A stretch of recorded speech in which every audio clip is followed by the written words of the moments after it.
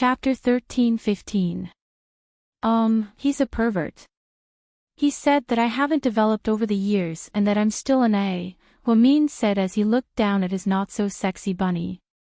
Chin-Chu was speechless. That's it. Chin-Chu raised his eyebrows. Yeah, if it weren't for the fact that I was playing a game, I would have beaten that shameless guy to death with a golf club. He even said that I haven't developed yet.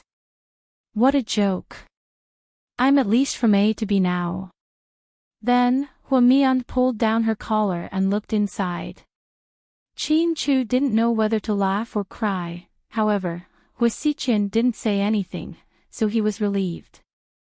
He didn't want Hwamin to think too much, but what did Hwasichen mean by that? Why didn't Hwamin want to investigate further?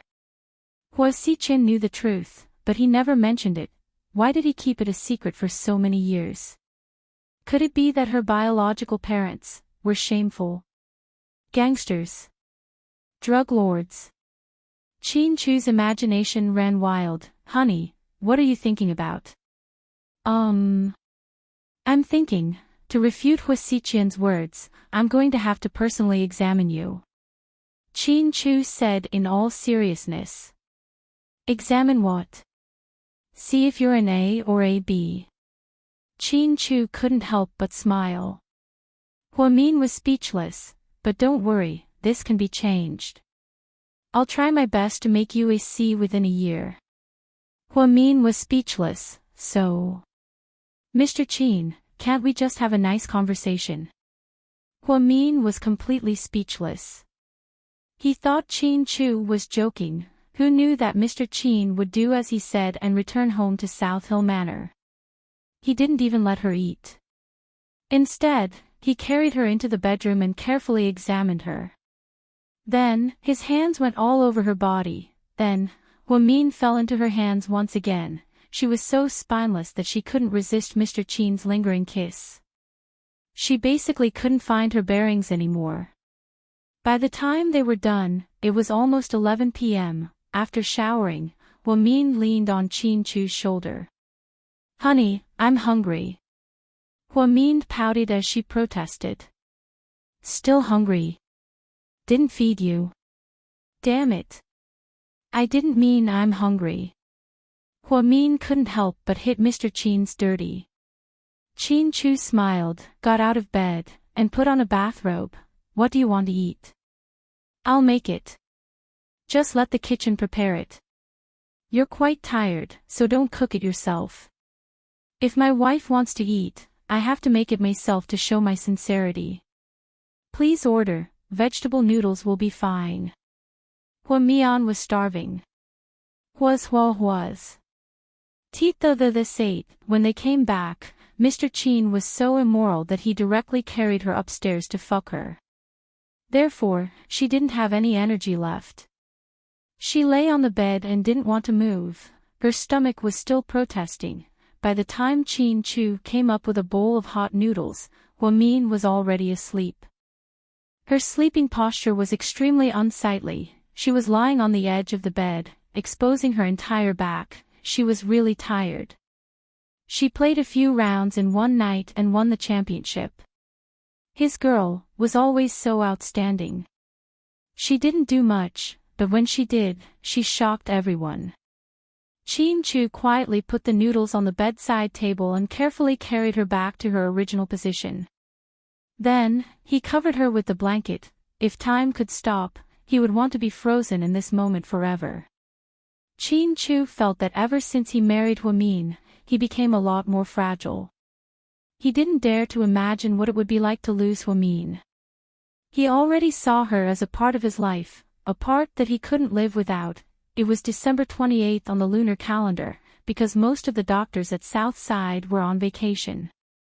Hwamin decided to spend the last day of her shift, and then celebrate Chinese New Year. What she didn't expect was that the first patient who came in that morning was, the moment the door opened, the person who came in almost made Hwamin scream out loud. Chapter 13-16. Sis. I missed you so much. With that, Jing Jixin pounced on Huamin and gave him a big bear hug. Huamin was dumbfounded, then, she punched Jixin and cried, "Brat, didn't you say you were busy with school and wouldn't come back?" "If I didn't say that, how could you be so surprised?" Ha! Huamin was truly surprised, thinking about how long it had been since she last saw Jixin. There were a few times when she couldn't help but want to fly to New Zealand. However, first of all, she was busy with work and didn't have that much time. Second of all, she felt that Jixin wasn't a child anymore and didn't need to worry so much. If she was too nervous, it would make him feel stressed. A month ago, when the siblings video called, Jixin said that he wouldn't be coming back. Because there was no Chinese New Year overseas, there was no special holiday. Jixin was quite busy with his studies and didn't want to delay it. Huamin thought that was fine too. After all, boys' studies were more important. Therefore, he wanted to discuss with Qin Chu that he wouldn't go anywhere during the Chinese New Year and would stay at home with his mother. Otherwise, his mother would inevitably be very lonely. However, he didn't expect this kid. The brother and sister hugged each other tightly like that. For a long time, they couldn't bear to let go. Huamin doted on Jixin very much since he was young, even though he later found out that he wasn't related to him by blood. It didn't affect their strong sibling relationship at all. Jixin wasn't as naughty as some boys who always got into trouble or asked his sister for money. Instead, he would find ways to work and earn money to share his sister's burden, so Huamin was even more gratified. "Sis, don't cry, it's so embarrassing, how old are you?" Jixin let go of Huamin and raised his hand to wipe away Huamin's tears.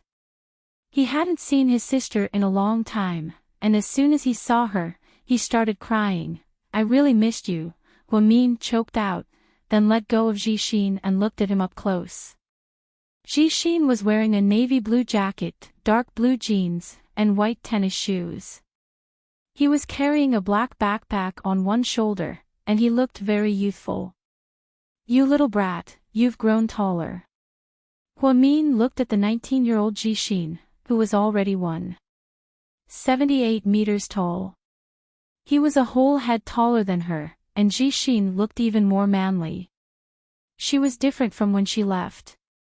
At that time, she was still a little immature. It seemed that a lot had changed in the past few months. When she left, Jixin was devastated by Huang Yu's death.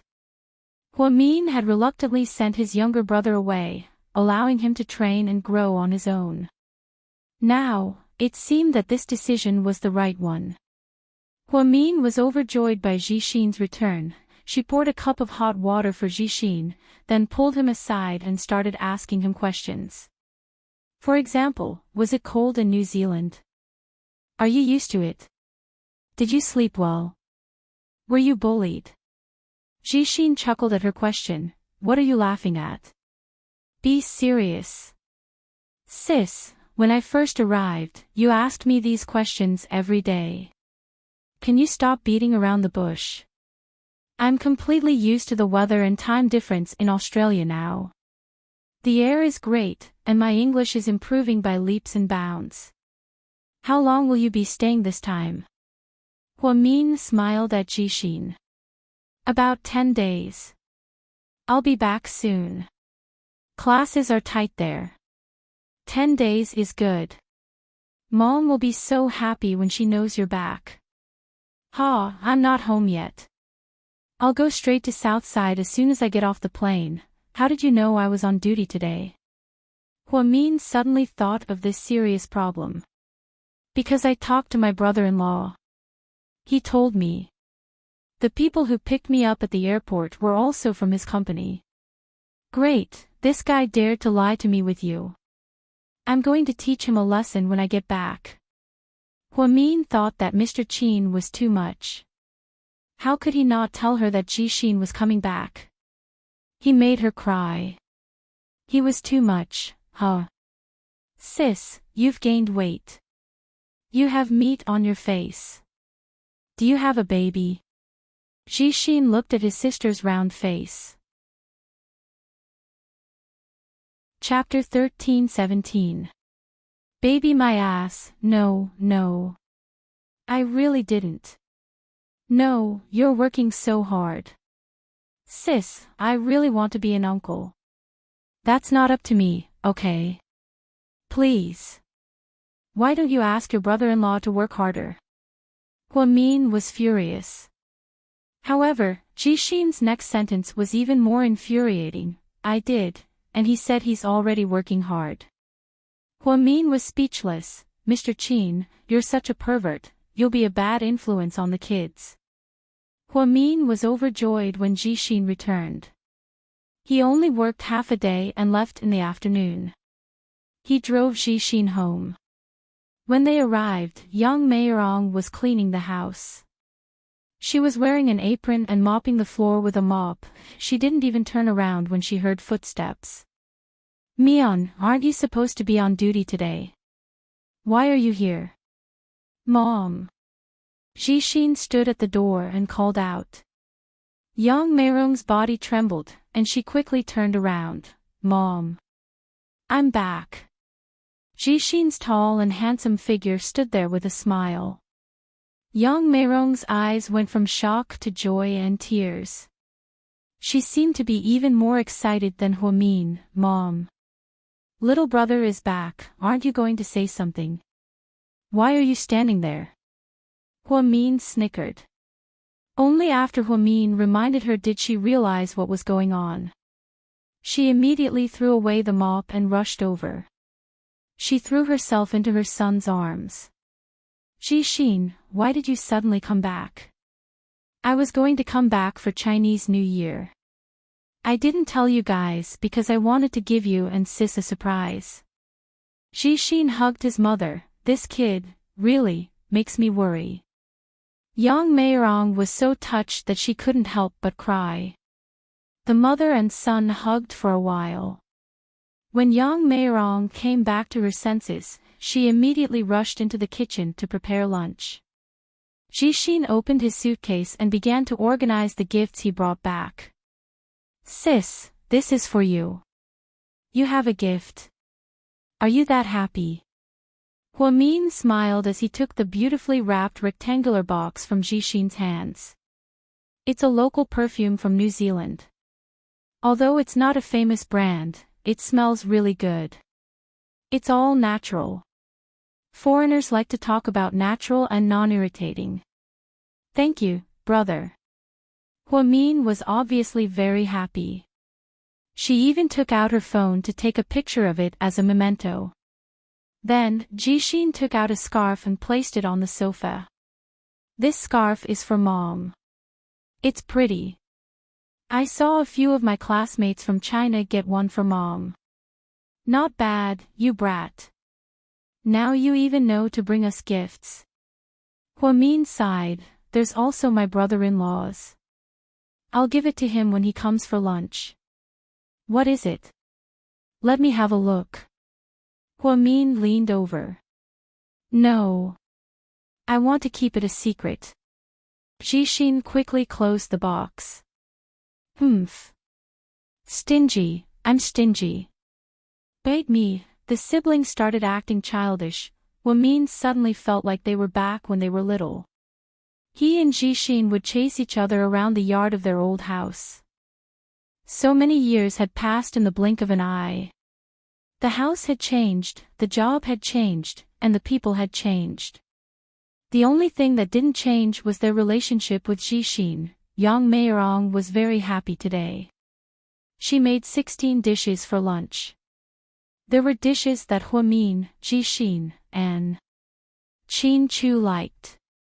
Qin Chu arrived just in time for lunch. As soon as he walked in, Huamin rushed over and pushed him to the bathroom. Wash your hands, wash your hands. Qin Chu smiled but didn't say anything. He followed Huamin to wash his hands. Inside the bathroom, Huamin pretended to be angry as she pointed at Mr. Qin and asked, Jishin is coming back. If you knew, why didn't you tell me?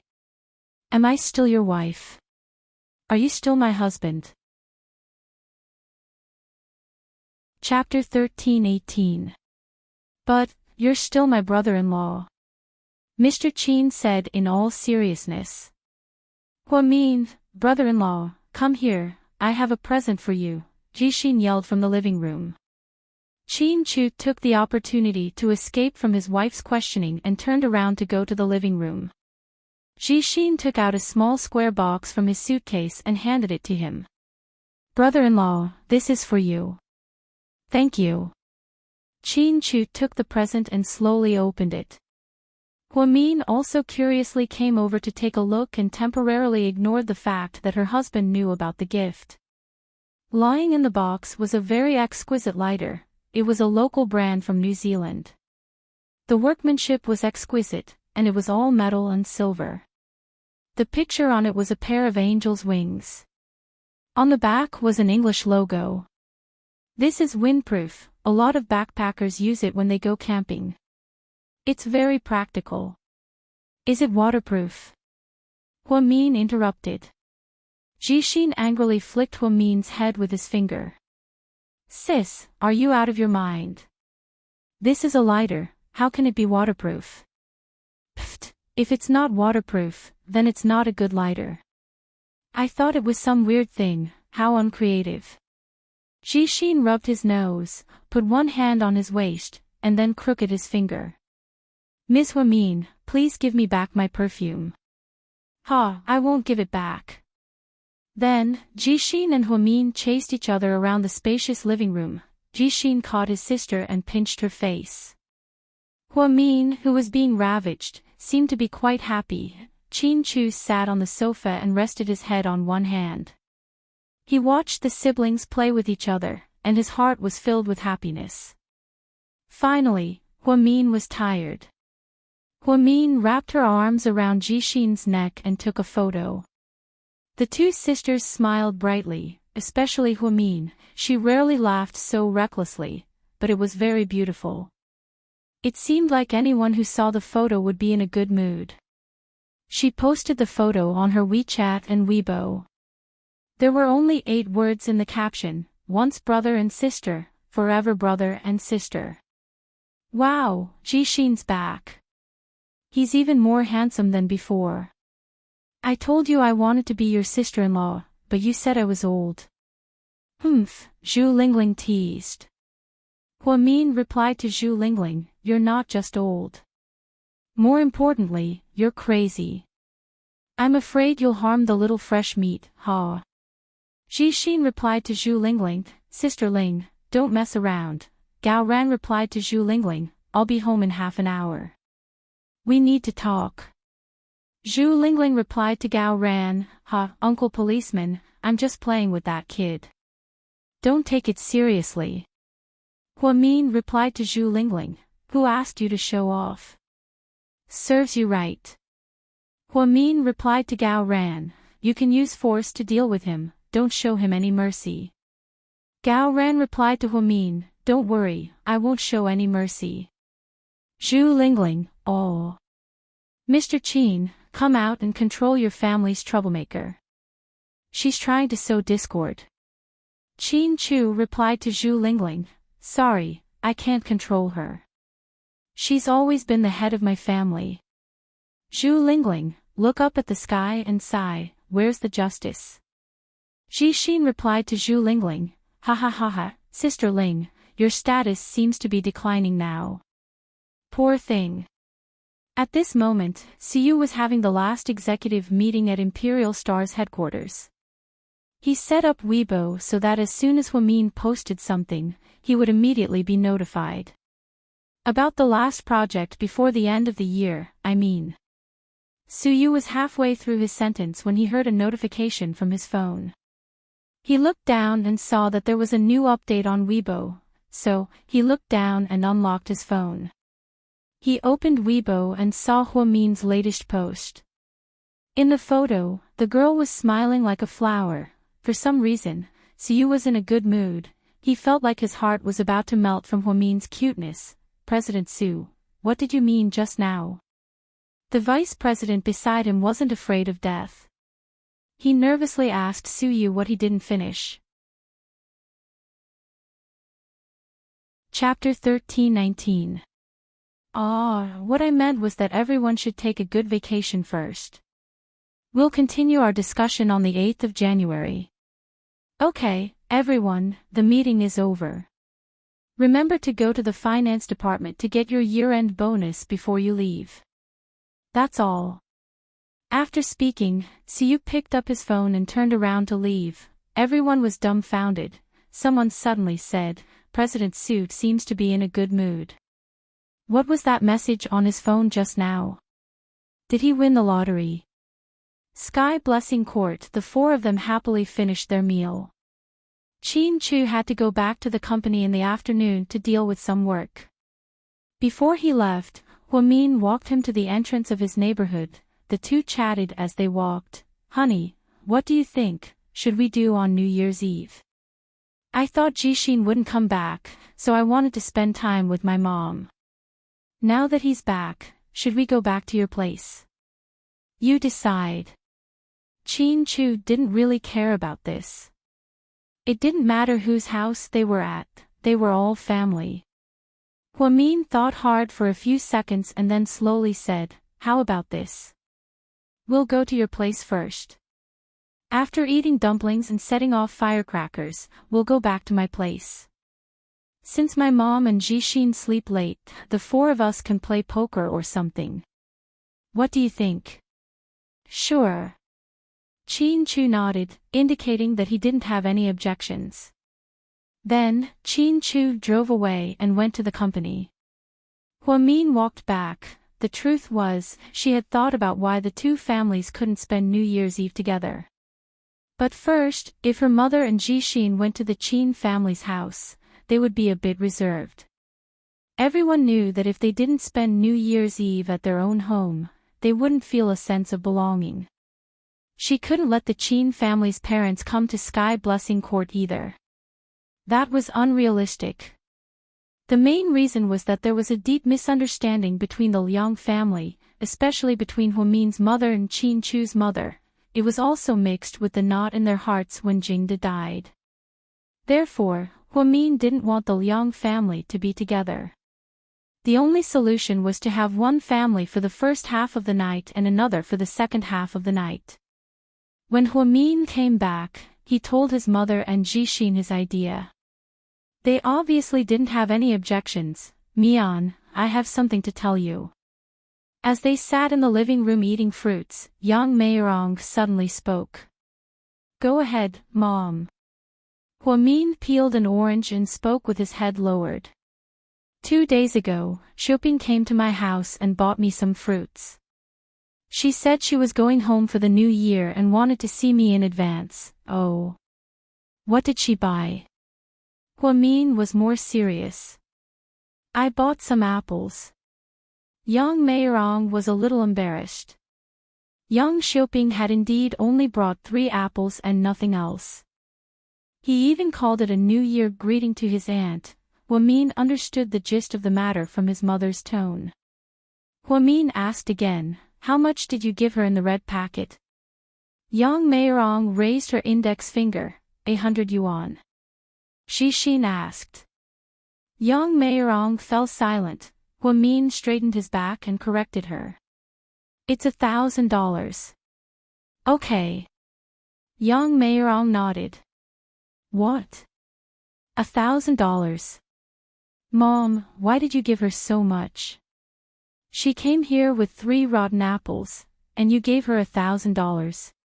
Jixin didn't have a good impression of his uncle's family, so he was furious when he heard that his mother gave him $1,000.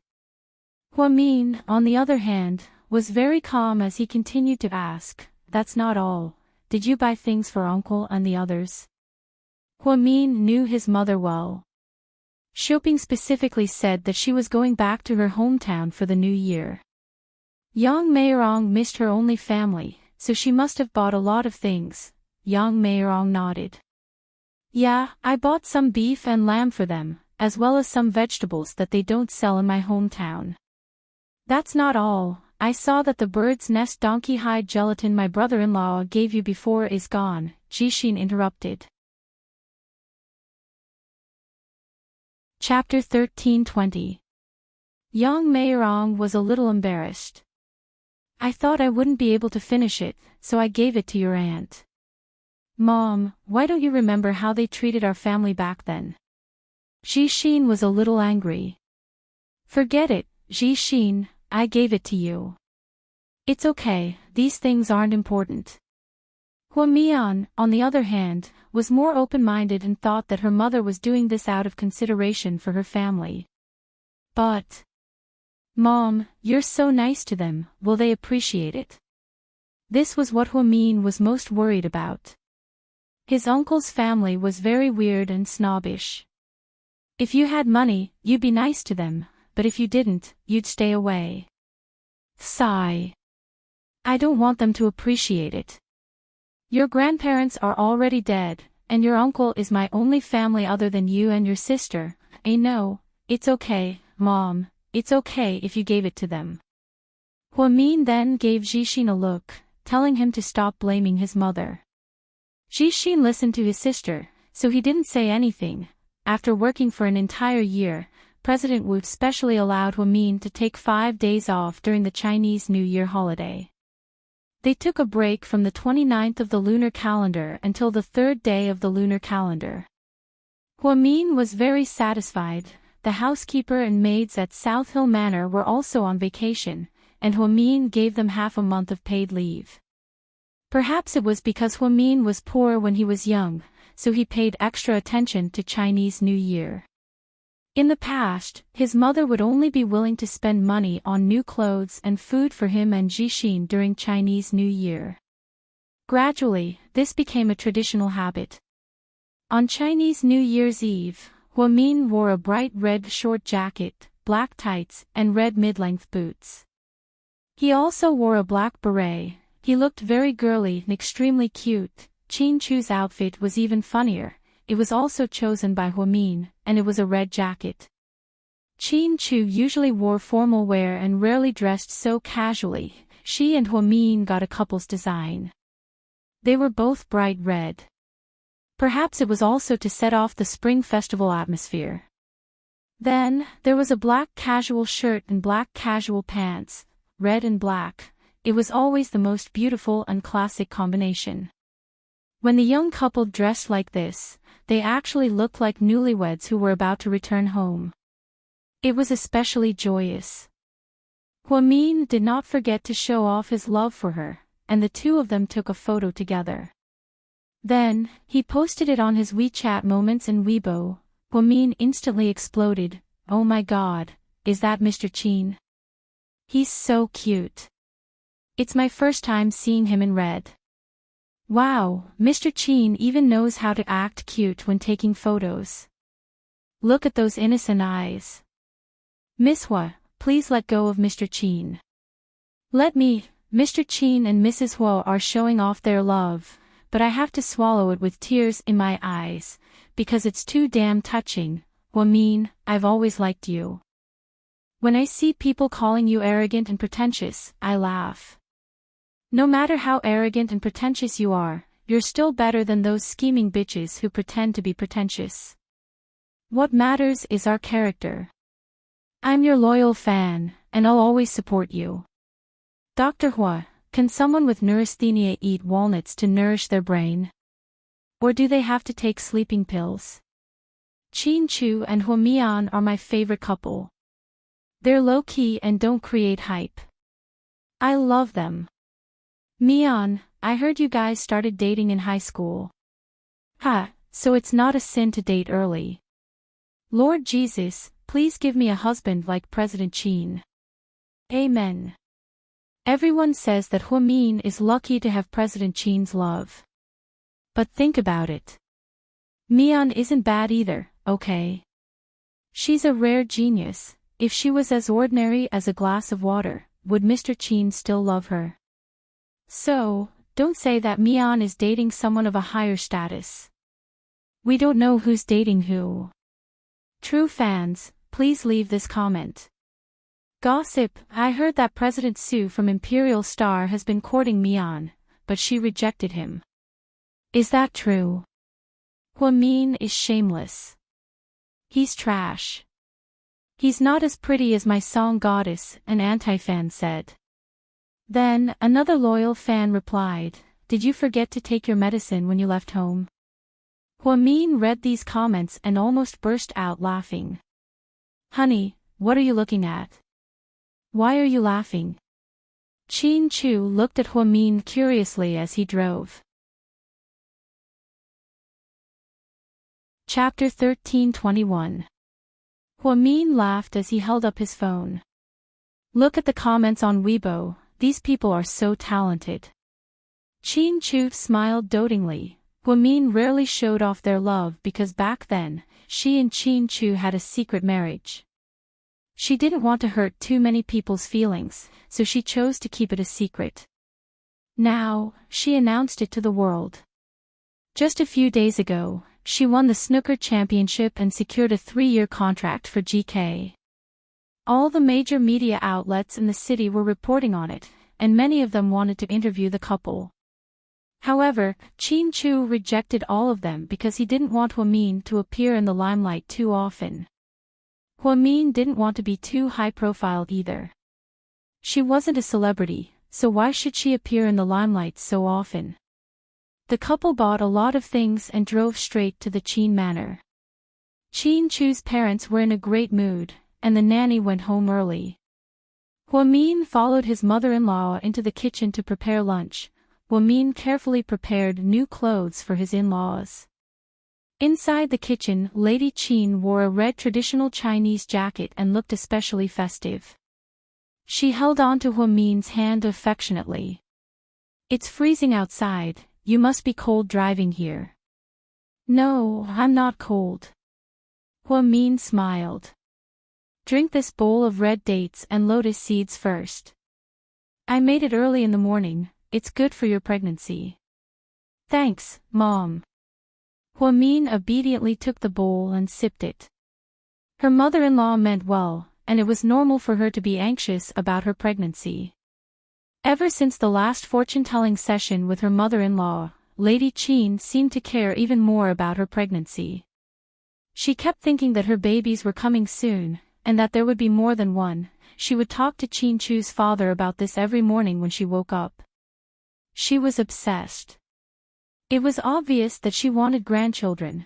Huamin helped her wash and cut the vegetables, and Lady Qin made 10 dishes. It was rare to see her in the kitchen, but the food she made was exceptionally delicious. The couple stayed until 10:00 in the evening. They ate a few dumplings and set off firecrackers before leaving. The coins in the Qin family's dumplings were eaten by Lady Qin. Qin Chu laughed and said, "My mom is still the luckiest." Before they left, the 2 elders of the Qin family took out 2 big red packets, one for Qin Chu and the other for Huamin. Mom, there's no need for that, right? Lady Qin smiled. Take it. It's a custom. It's festive. With the red packets in hand, the 2 of them got into the car and left the Qin family. Qin Chu directly handed his share to Huamin. Honey, I'll keep it for you. Huamin smiled and opened it to take a peek. There was actually 50,000 yuan inside. No wonder it was so thick. Huamin had earned another 100,000 yuan. His parents-in-law were really rich. At this moment, his phone rang with a notification. Huamin turned on her phone. Obviously, Zhu Lingling sent him a red packet. Huamin opened it and saw that it was 188. 88, it said, Happy New Year, girl. Then, one after another, she received red packets from her colleagues, her assistant, Zhixin, and Gao Ran. There was even a red packet from President Wu. President Wu was generous and directly transferred 8,888 yuan to her via WeChat. Qin Chu glanced at it and smiled. Wu Zhongxing is too stingy. He should have at least sent 88,000 yuan. Huamin pursed her lips and smiled. She pinched Qin Chu's nose. Honey, you can't be so greedy. I'm the only one who can get President Wu's money. Ha ha ha. I swear, other doctors don't have that much. Hua Min's guess was right. Other doctors didn't have that much money, they didn't even have that much. They even took the initiative to send it to President Wu. Therefore, Hua Min was an exception. Over the past year, Hua Min had brought about earth-shattering changes to the hospital and made a huge contribution to the reform of South Side. Winning 2 domestic and international awards in a row also made President Wu very proud and superior in the eyes of his peers. The couple was happily chatting when Hua Min received another transfer. It was from Hua Xichen. It wasn't a lot, but the number was a little sensitive. It was 13,140 yuan, a little over 10,000 yuan. However, the number 1314 was very suspicious. Happy New Year, Mian, Hua Xichen added. Hua Min felt a little awkward. She clicked on the reject button. She really had no reason to accept 1,314 yuan. This kind of promise was enough for her to give to Qin Chu. What's wrong? Qin Chu asked, seeing that her expression was a little off. Chapter 1322. Hua Xichen sent me a red packet. Hua Min took out his phone and showed it to Qin Chu. Qin Chu's eyes darkened when he saw the number 13,140. Hua Xichen was getting more and more restless. After Hua Min rejected it, Hua Xichen didn't respond. In the end, Qin Chu didn't say anything. He was still worried that Hua Min would feel burdened. However, Hua Min could vaguely feel that Hua Xichen had changed recently. Ever since he married Song Yishe, this whole thing seemed to have become more and more complicated. Although Hua Xichen didn't say anything, the way he looked at Hua Min every time, it was very thought-provoking. Don't be scared, it'll be fine. Qin Chu looked at Hua Min with worry in his eyes. His right hand tightened around Hua Mian's left hand. Hua Min didn't say anything and leaned his head on Qin Chu's shoulder. It was already 10:40 p.m. when they arrived at Sky Blessing Court. Yang Meirong finished making dumplings and was waiting for the two of them to come so she could cook them. As soon as Qin Chu walked in, Jixin dragged him outside to set off fireworks. The fireworks for both families were provided by GK. There were a lot of them, and they were beautiful. The three of them stood at the door and watched for a while. Finally, they went inside to eat. Mom. Qin Chu and I were waiting to eat your dumplings, so we weren't full just now. You're greedy. Yang Meirong smiled and picked up another dumpling for Hua Min. Mom, you're biased towards sis, I want one too. Jixin pouted like a child. Yang Meirong picked up another dumpling for Jixin, and then picked up another for Qin Chu. Thanks, Mom. Qin Chu was very polite. Ouch, it hurts. Jixin yelled as he took out the only gold coin in his mouth. It was a northern tradition to put gold coins in dumplings. Normal families would use 50 cents instead, and each family would put one in the dumplings. Legend has it that whoever ate it was the luckiest person in the world. It seemed like Jixin was also a lucky person. You ate it again. Hua Min pretended to be angry.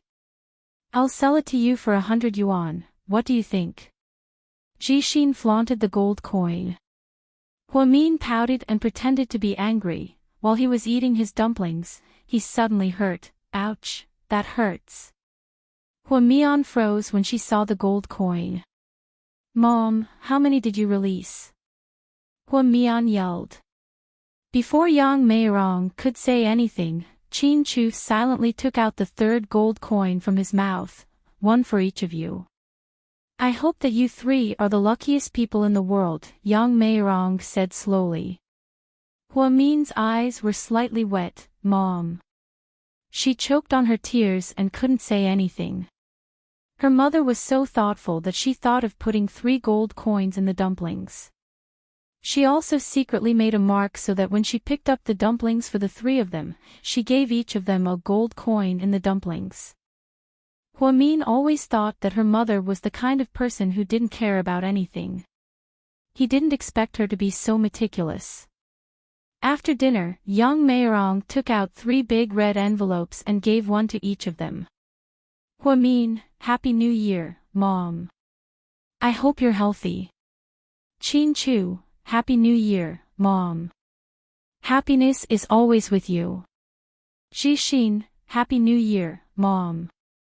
I hope you can have a grandchild soon. Huamin, little brat, why don't you let Mom have a grandchild soon? Huamin protested. Hee, I'm still young. I'll leave this heavy responsibility to sis and brother-in-law. You guys have to work hard. Then, Jixin got up and ran upstairs with the red envelopes. He began texting his classmates on WeChat. Huamin opened the red envelopes and took a peek. 10,000 yuan per person was a lot for her mother. Chin Chu still gave the red envelopes to Huamin for safekeeping. He was a filial husband. Just then, someone knocked on the door. Huamin got up and opened the door in surprise. Hello, is this Miss Huamin's home? Yes. You have an urgent delivery, please sign here. The delivery man handed a small box to Huamin. Chapter 13:23. During Chinese New Year, many delivery companies were on holiday, leaving only the hard-working delivery companies. Huamin was confused as to who would mail her something during Chinese New Year. Moreover, it was mailed to Sky Blessing Court. Not many people knew her mother's address. Could it be a prank by Gao Ran and Lingling? Huamin held the box nervously. It was a small box, about the size of her palm, and it was square in shape. She hesitated for a long time, not daring to open the box. What's wrong? Chin Chu walked over and hugged Huamin's waist. Honey, can you open it for me? I'm scared. I'm scared of spiders, snakes, cockroaches. Huamin hated pranks the most. Chin Chu couldn't help but laugh. He took the box and slowly opened it. To his surprise, it was a white jade gourd. It was only 3 centimeters tall and was beautifully crafted. The color was beautiful, smooth, and stunning. Ha! A gourd. Huamin was a little surprised as she carefully picked up the gourd. It was a gourd dangling from a golden string. It was obviously worn around her neck. Who gave it to you? Huamin curiously searched the box, but she couldn't find a name. There's no name. Chin Chu was curious as well. Huamin shook her head, then, she held the white jade gourd in her hand and was at a loss. Gourds were one of the mascots. Because they were homonyms for fortune, many people wore them to ward off evil spirits and ensure their safety. Huamin was very puzzled when she received an unsigned gift on Chinese New Year's Eve. She took a picture and posted it on her WeChat friend circle. She asked who it was, but no one admitted it. It wasn't Gao Ran or Lingling, nor was it Xiao Wei, not even Hua Xiqin. Could it be Su Yu? Huamin thought about it and sent a private message to Su Yu on Weibo. Are you there? Yeah. Have you ever given me a New Year's gift? So, are you reminding me to give her a gift? Su Yu sweated. No, I mean, I just received a mysterious gift. I want to ask if it's from you. No. Oh, okay. Huamin was about to go offline. She saw that Su Yu had sent a red packet with the words Happy New Year written on it. She wanted to refuse, but then she saw Su Yu say, "Take it. It's just a few dollars. It's for luck." Huamin was embarrassed by his words and immediately accepted the red packet. It was indeed only 88. This way, Huamin would feel a little more at ease. She really couldn't accept Su Yu's huge gift. After all, they didn't have such a good relationship. Huamin didn't hide it and showed the record to Chin Chu. Honey, look, it's not Su Yu either. That's weird. Chin Chu kept looking at the gourd. Finally, he said, this thing is priceless. I don't think an ordinary person could afford to give it to her. What do you mean? Huamin didn't know anything about antiques, so she naturally didn't know how much these things were worth. Therefore, she was dumbfounded. This is made of high-quality white jade. The color is very good, and it's flawless. It's the best of the best. And the workmanship, it's definitely not made by an ordinary person. I think it's worth at least 10 million. I'll ask an expert tomorrow. 10 million. Honey, I really don't know who gave it to you. I didn't do anything to hurt you. Huamin looked wronged. Qin Chu pinched her face lovingly and smiled. I know. Wait, let me look at the number on the delivery form and check the logistics information. Huamin scanned the QR code, but in the end, she was disappointed to find that the information couldn't be verified. It was like seeing a ghost. This delivery was like a pie falling from the sky. At the same time, on an island in the South Pacific Ocean, a girl in a yellow beach dress with long hair was at a shooting range by the sea. She held a black pistol, aimed at the bullseye, and fired continuously. Then, she hit all 10 targets. Boss, drink some water and take a break. The well-built assistant walked up and handed her a bottle of mineral water. The girl unscrewed the cap and took a sip. Then, she blinked her big eyes and asked, "Do you think she'll like my New Year's gift?" Chapter 13:24. Boss, I'm sure she'll like your gift. Don't flatter me, the girl emphasized. I'm not flattering you. The most important thing is that there's only one white jade gourd in the world. It's priceless. The assistant replied solemnly. The young girl was so amused by him that she couldn't help but laugh. I miss her so much, but Dad won't let me go find her. It's so annoying. The professor is doing it for your own good. The situation is tense right now. What if, I know. It's good to see her living a peaceful and happy life.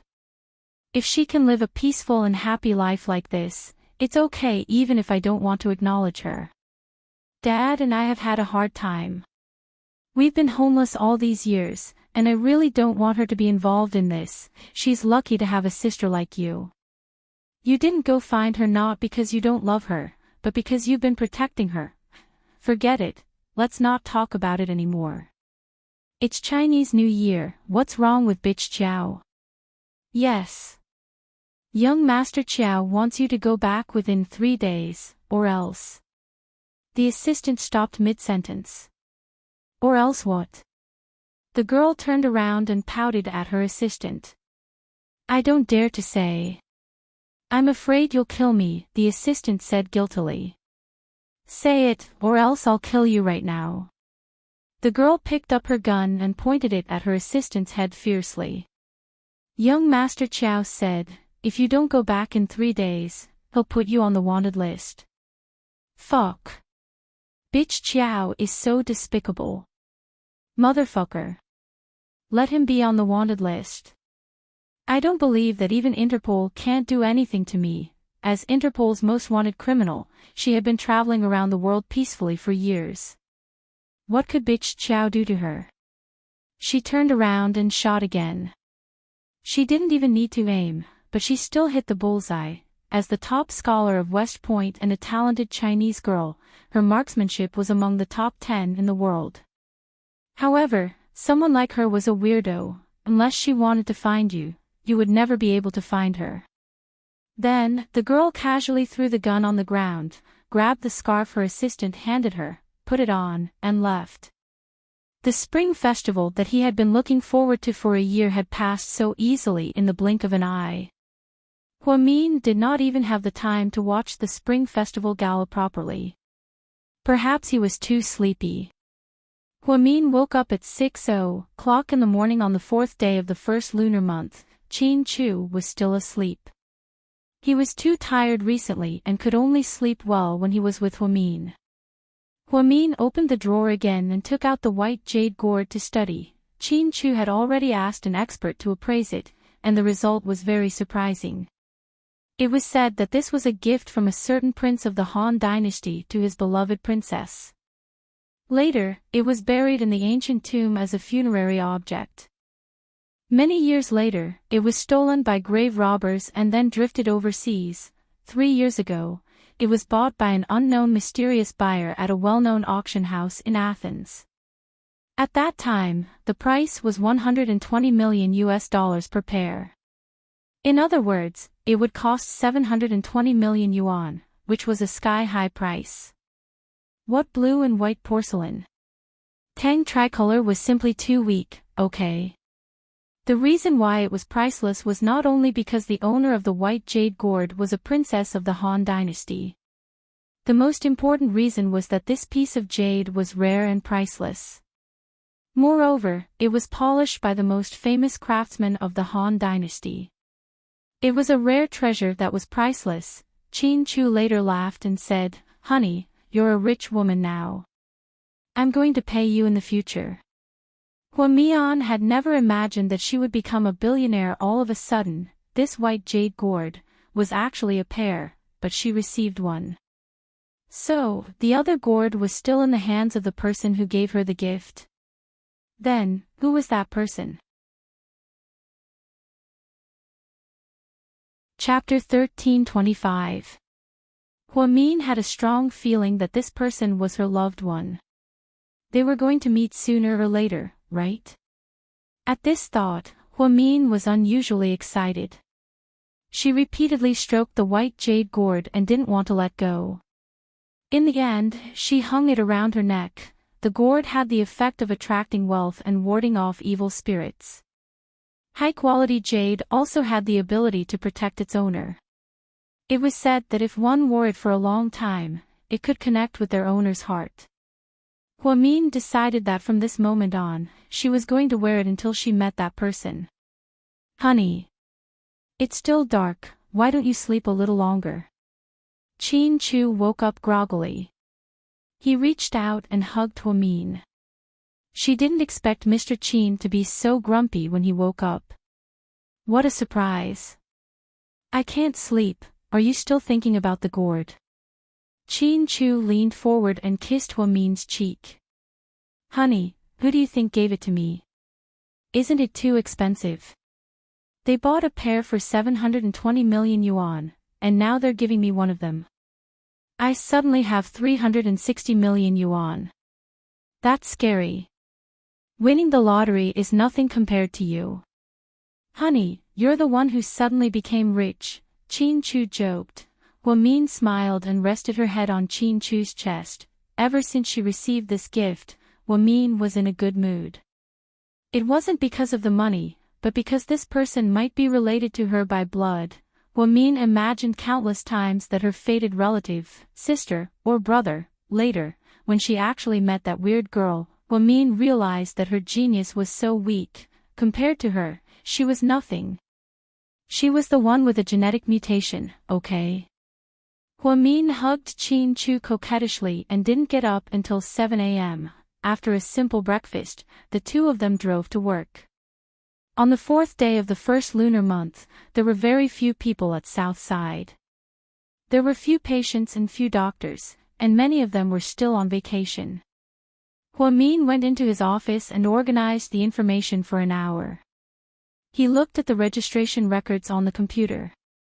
There wasn't even a single neurologist. How idle. At this moment, the assistant knocked on the door and walked in. "Director, someone is looking for you." "Let her in." Hua Min nodded. Then, Xia Wan walked in with a cardboard box.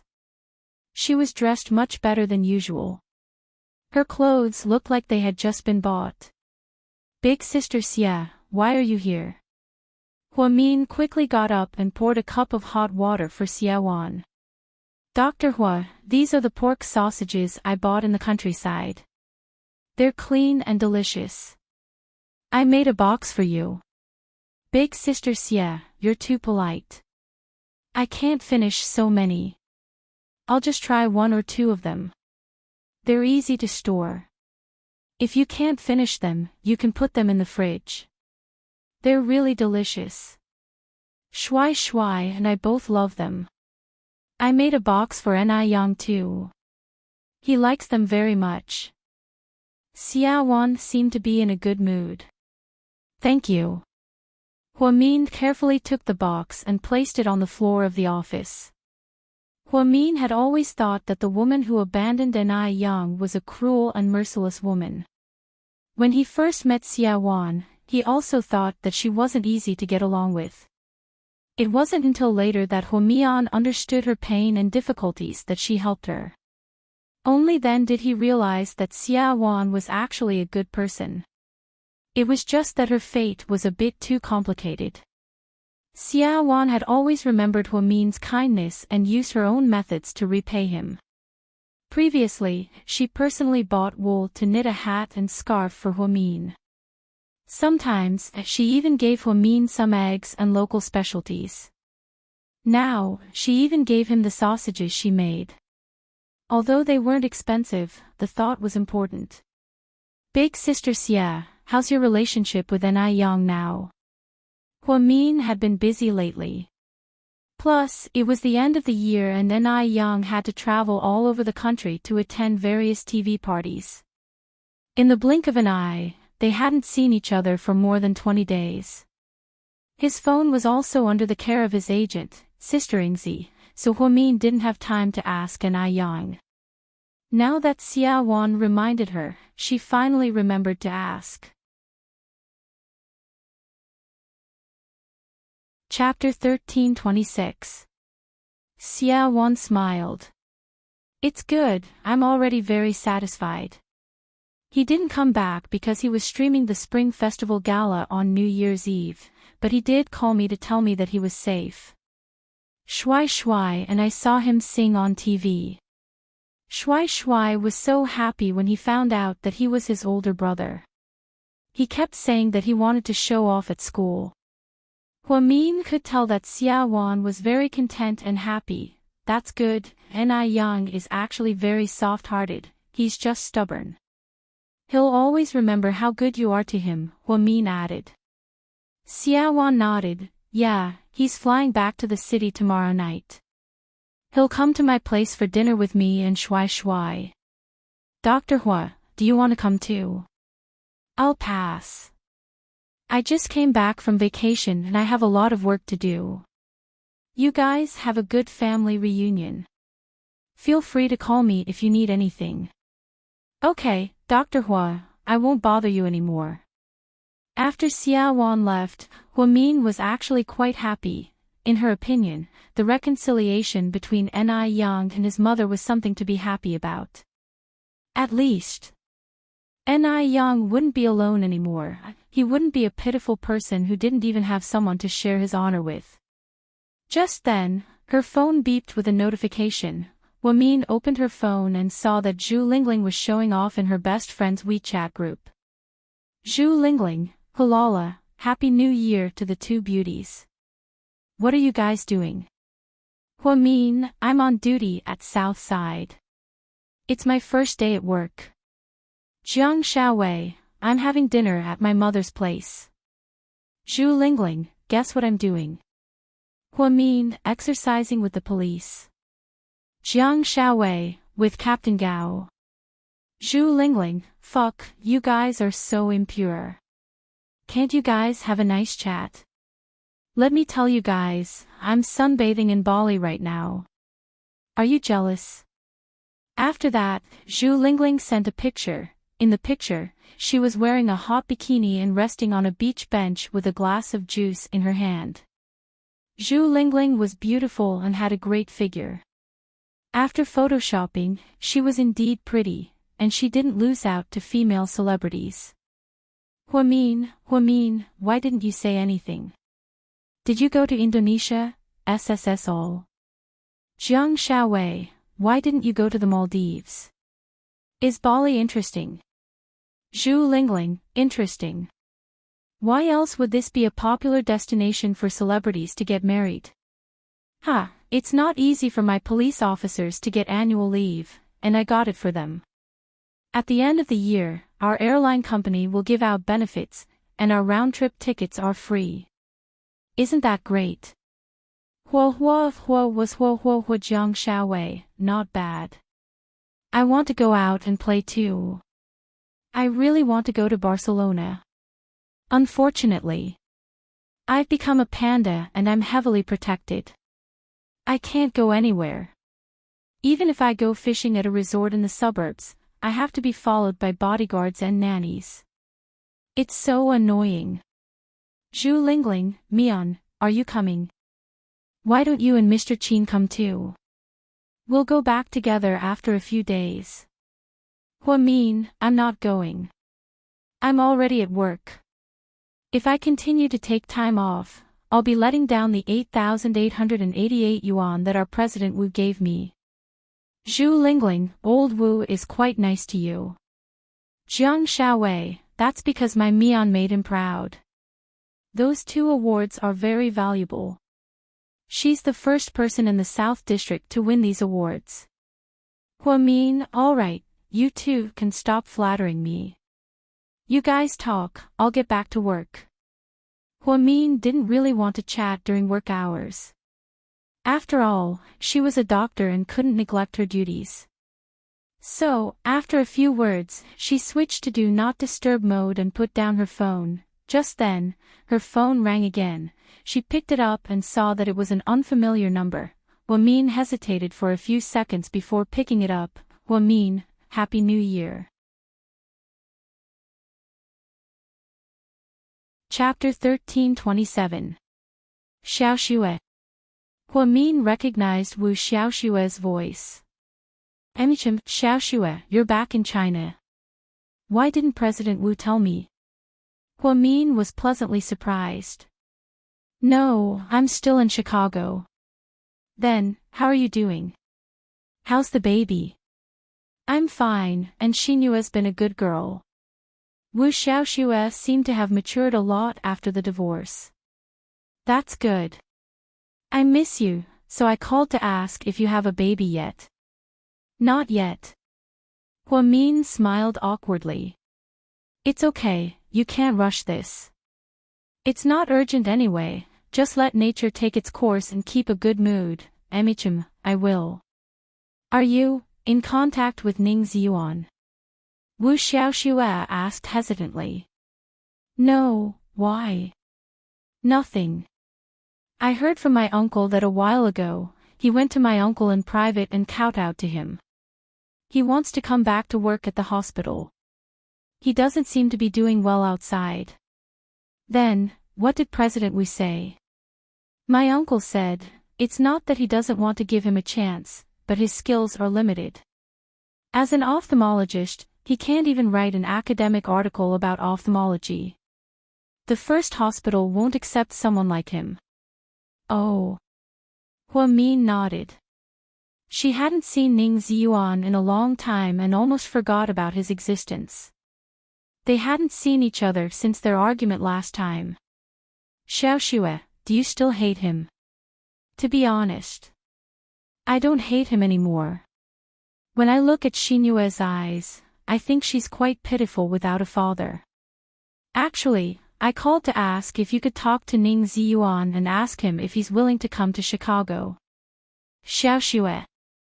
Hua Min wanted to say something but stopped.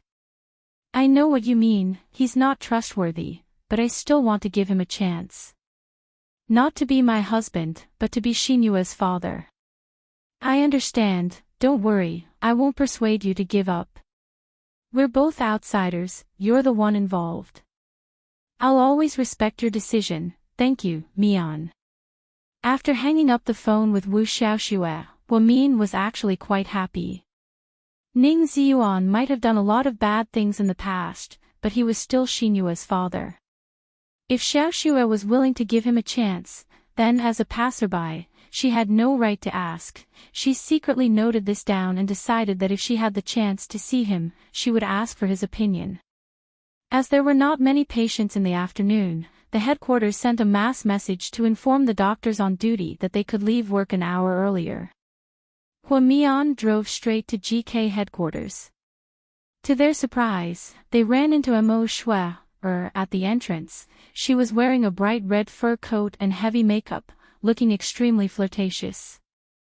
Huamin didn't understand why Hua Xiqian, who was obsessed with looks, didn't love Mo Shui. She was already a rare beauty with a strong aura. Huamin was just about to say something when she saw Mo Shui walking towards her. However, Mo Shui walked right past her, completely ignoring Huamin's existence. Huamian's expression immediately turned awkward. She didn't know why Mo Shui suddenly acted like this. She turned around and saw Mo Shui walk towards a black Range Rover on the side of the road. The person driving the car was Jiang Yi. Jiang Yi saw Huamin looking over and waved at her. Huamin's face was expressionless as she turned around and walked into GK. After Mo Shui got into the car, Jiang Yi smiled and asked, "You're so cold today. How could you ignore a young lady? She's not my friend, why should I talk to her?" Mo Shui sneered. "Ha, stop looking for excuses. It's because of Hua Xiqian, right?" Jiang Yi smiled. Chapter 13:28. You're so annoying. Hurry up and drive, stop talking nonsense. Mo Shui didn't seem to want to mention Hua Xiqian's name, so her face darkened. Jiang Yi knew what she was thinking, so he drove Mo Shui away. Huamin went straight to the president's office, where Qin Chu was assigning tasks to a few executives. When Huamin walked in, he sat in the corner of the sofa, not daring to disturb them. "A young lady, here's your milk." Assistant Yang walked in with a cup of warm milk. Ever since Huamin told him to prepare for pregnancy, Assistant Yang had been obedient and changed his coffee and tea to warm milk. Huamin never got pregnant, so the more he drank, the more awkward he felt. "Okay, that's all for today. I want to see results at the beginning of next month." "Yes, President Qin. You guys can leave now." Upon hearing Qin Chu's order, the executives turned around and left. "Good afternoon, a young lady." "Good afternoon, a young lady." The executives didn't forget to greet the lady boss when they saw her.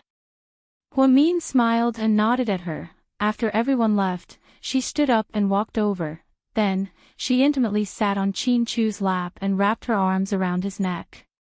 "You're so busy every day, isn't it boring?" "It is." Qin Chu nodded. "Then, how about, you go to Southside and be a doctor for a few days, and I'll be the president for a few days." Huamin joked, "That's a good idea." Qin Chu continued to nod. "Ha, forget it, being a doctor is actually very simple, all you have to do is treat patients. Yours is too complicated, it's giving me a headache." Because GK was involved in too many industries, as the president, Qin Chu was often overwhelmed with work. "Ha! What's this?" Huamin looked down and saw a gift box on his desk. "I don't know, Assistant Yang just brought it in and said it was for me. I haven't had a chance to look at it yet." Qin Chu didn't seem to care about these things. "You have deliveries too. Let's take a look. Is it also a priceless treasure?" With that, Huamin took the initiative to open the box. Inside was a Versace men's shirt. It was black with diamonds on the cuffs. It was very luxurious. Qin Chu had this shirt. Huamin remembered that when he bought it, the price tag was more than 80,000 yuan. Who is so generous to give you such expensive clothes? Who knows? Qin Chu's expression was indifferent. Huamin picked up the clothes. There was a pink card at the bottom. "President Qin, Happy New Year. Good luck at work." There were only 2 words signed off, Lin Yu. Huamin was suddenly enlightened. Jiang Lin Yue. This woman still hasn't given up. She was even more determined than Song Yishe. Huamin was impressed by her. After seeing the card, Qin Chu quickly took the clothes from Huamin and threw them into the trash can. "Why did you throw them away?" "What else? Do I have to wear them?" Mr. Chin said proudly. Huamin couldn't help but laugh. You can give them to Assistant Yang. Would he dare to wear them? His wife will make him kneel on a durian when he gets home. As soon as Chin Chu said this, Assistant Yang came in to deliver some documents. Upon hearing this, he immediately corrected Chin Chu. You're wrong, sir. My wife wouldn't buy something so expensive for me to kneel on. I have 2 pots of cactus at home, Chin Chu, Huamin, ha ha ha ha. Huamin didn't expect Jiang Linhua to give Chin Chu clothes, but it didn't affect his mood. After all, she was just a small fry who didn't even know how long she had to wait in line. It wasn't worth mentioning. What are we eating after work? Huamin asked coquettishly. You. Huamin, speak properly, Huamin protested. You asked me, so of course I'll tell you what I like, Chin Chu said innocently. Honey. Uncle Lee and the others aren't back yet. It's too troublesome to cook by ourselves. Let's go eat Japanese food. Sure. Huamin waited at the company until 5:30 p.m. before Chin Chu got off work. The two of them drove to a famous Japanese restaurant.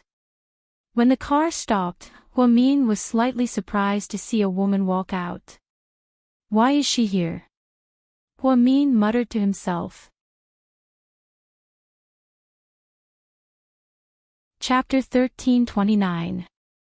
Chin Chu looked in Huamin's direction and was very calm when he saw who it was.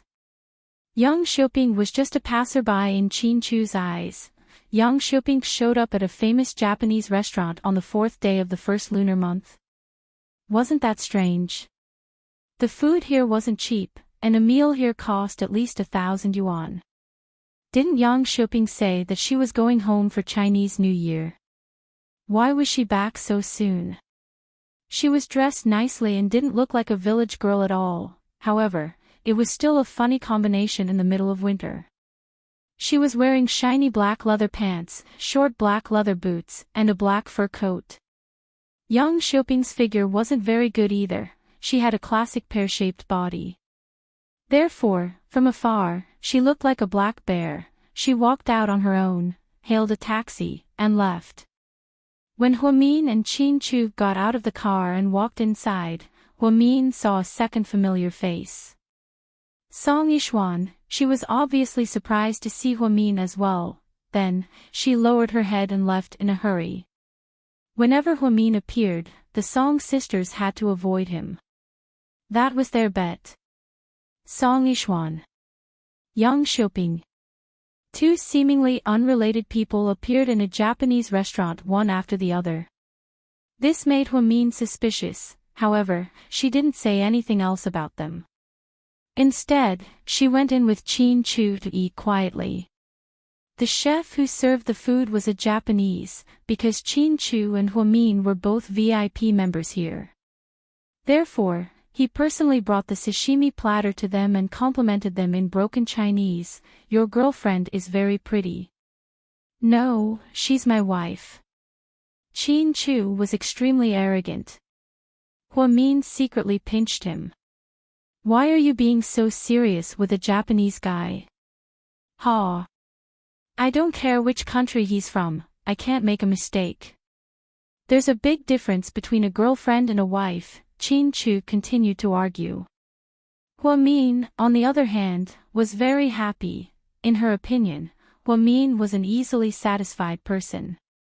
It was the happiest thing in the world to be able to eat your favorite food with the person you liked.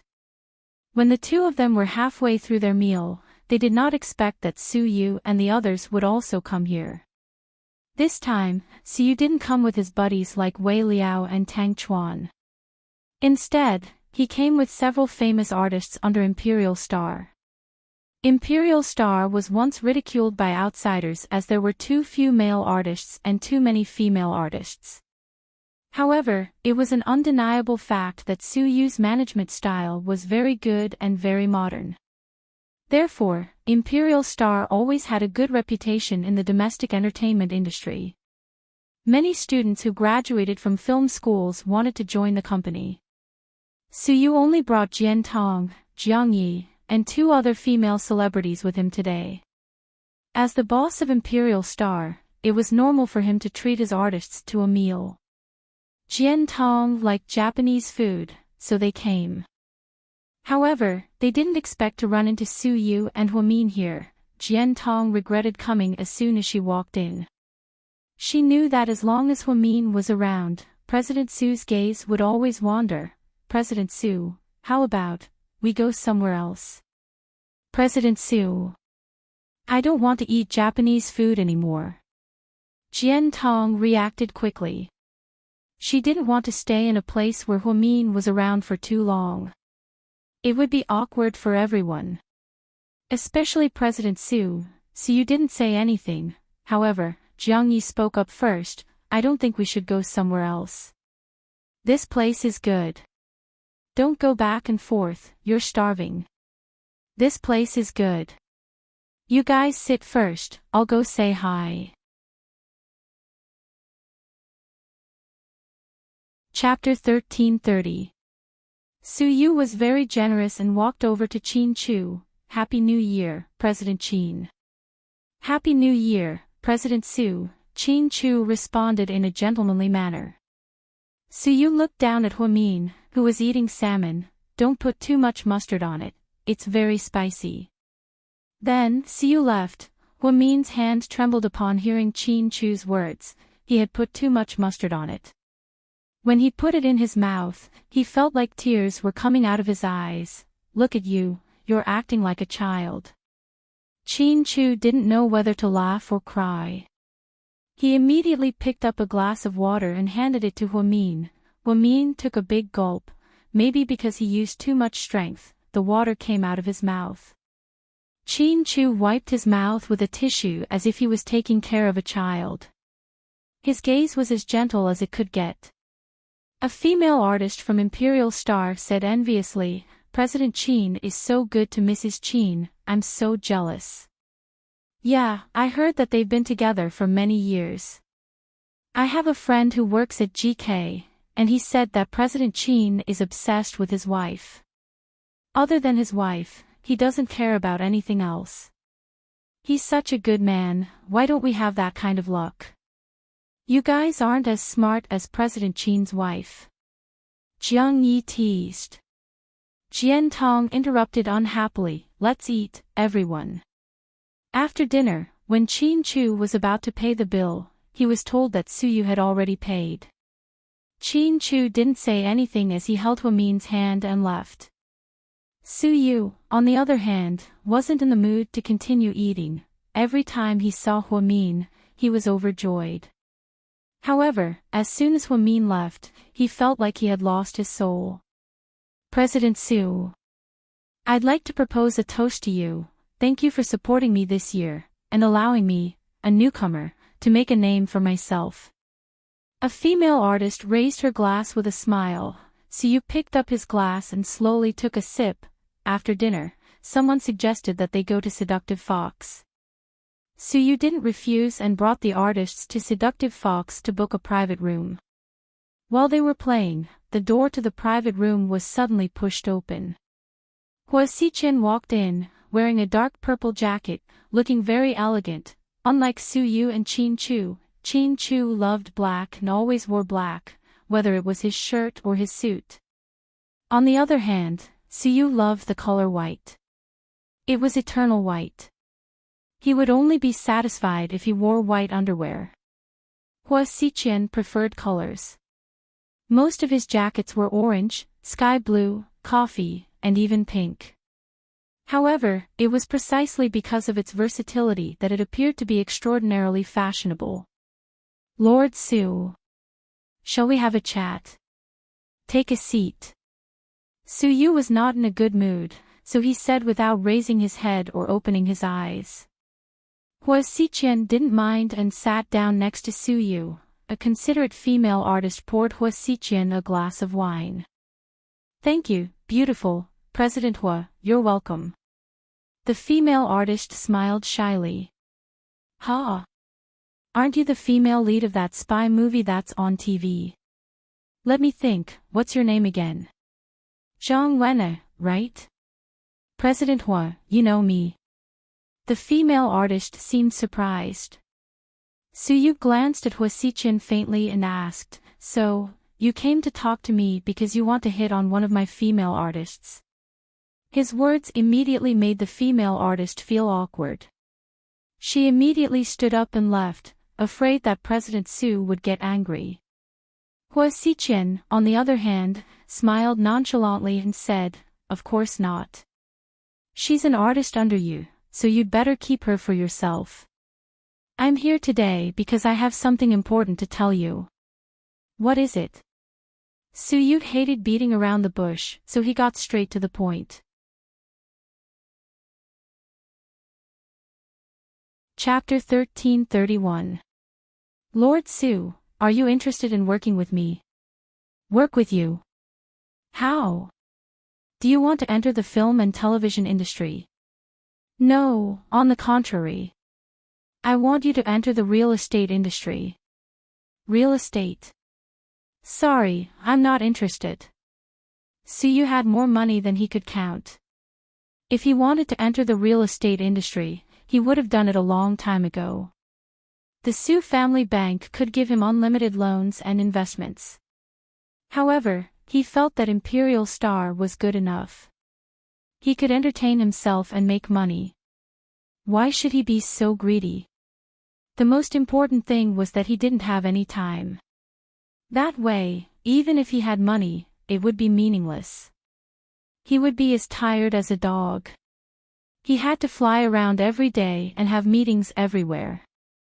I know you're not interested in real estate, but what if this has something to do with Qin Chu? Hua Xichen continued to ask. What does it have to do with Qin Chu?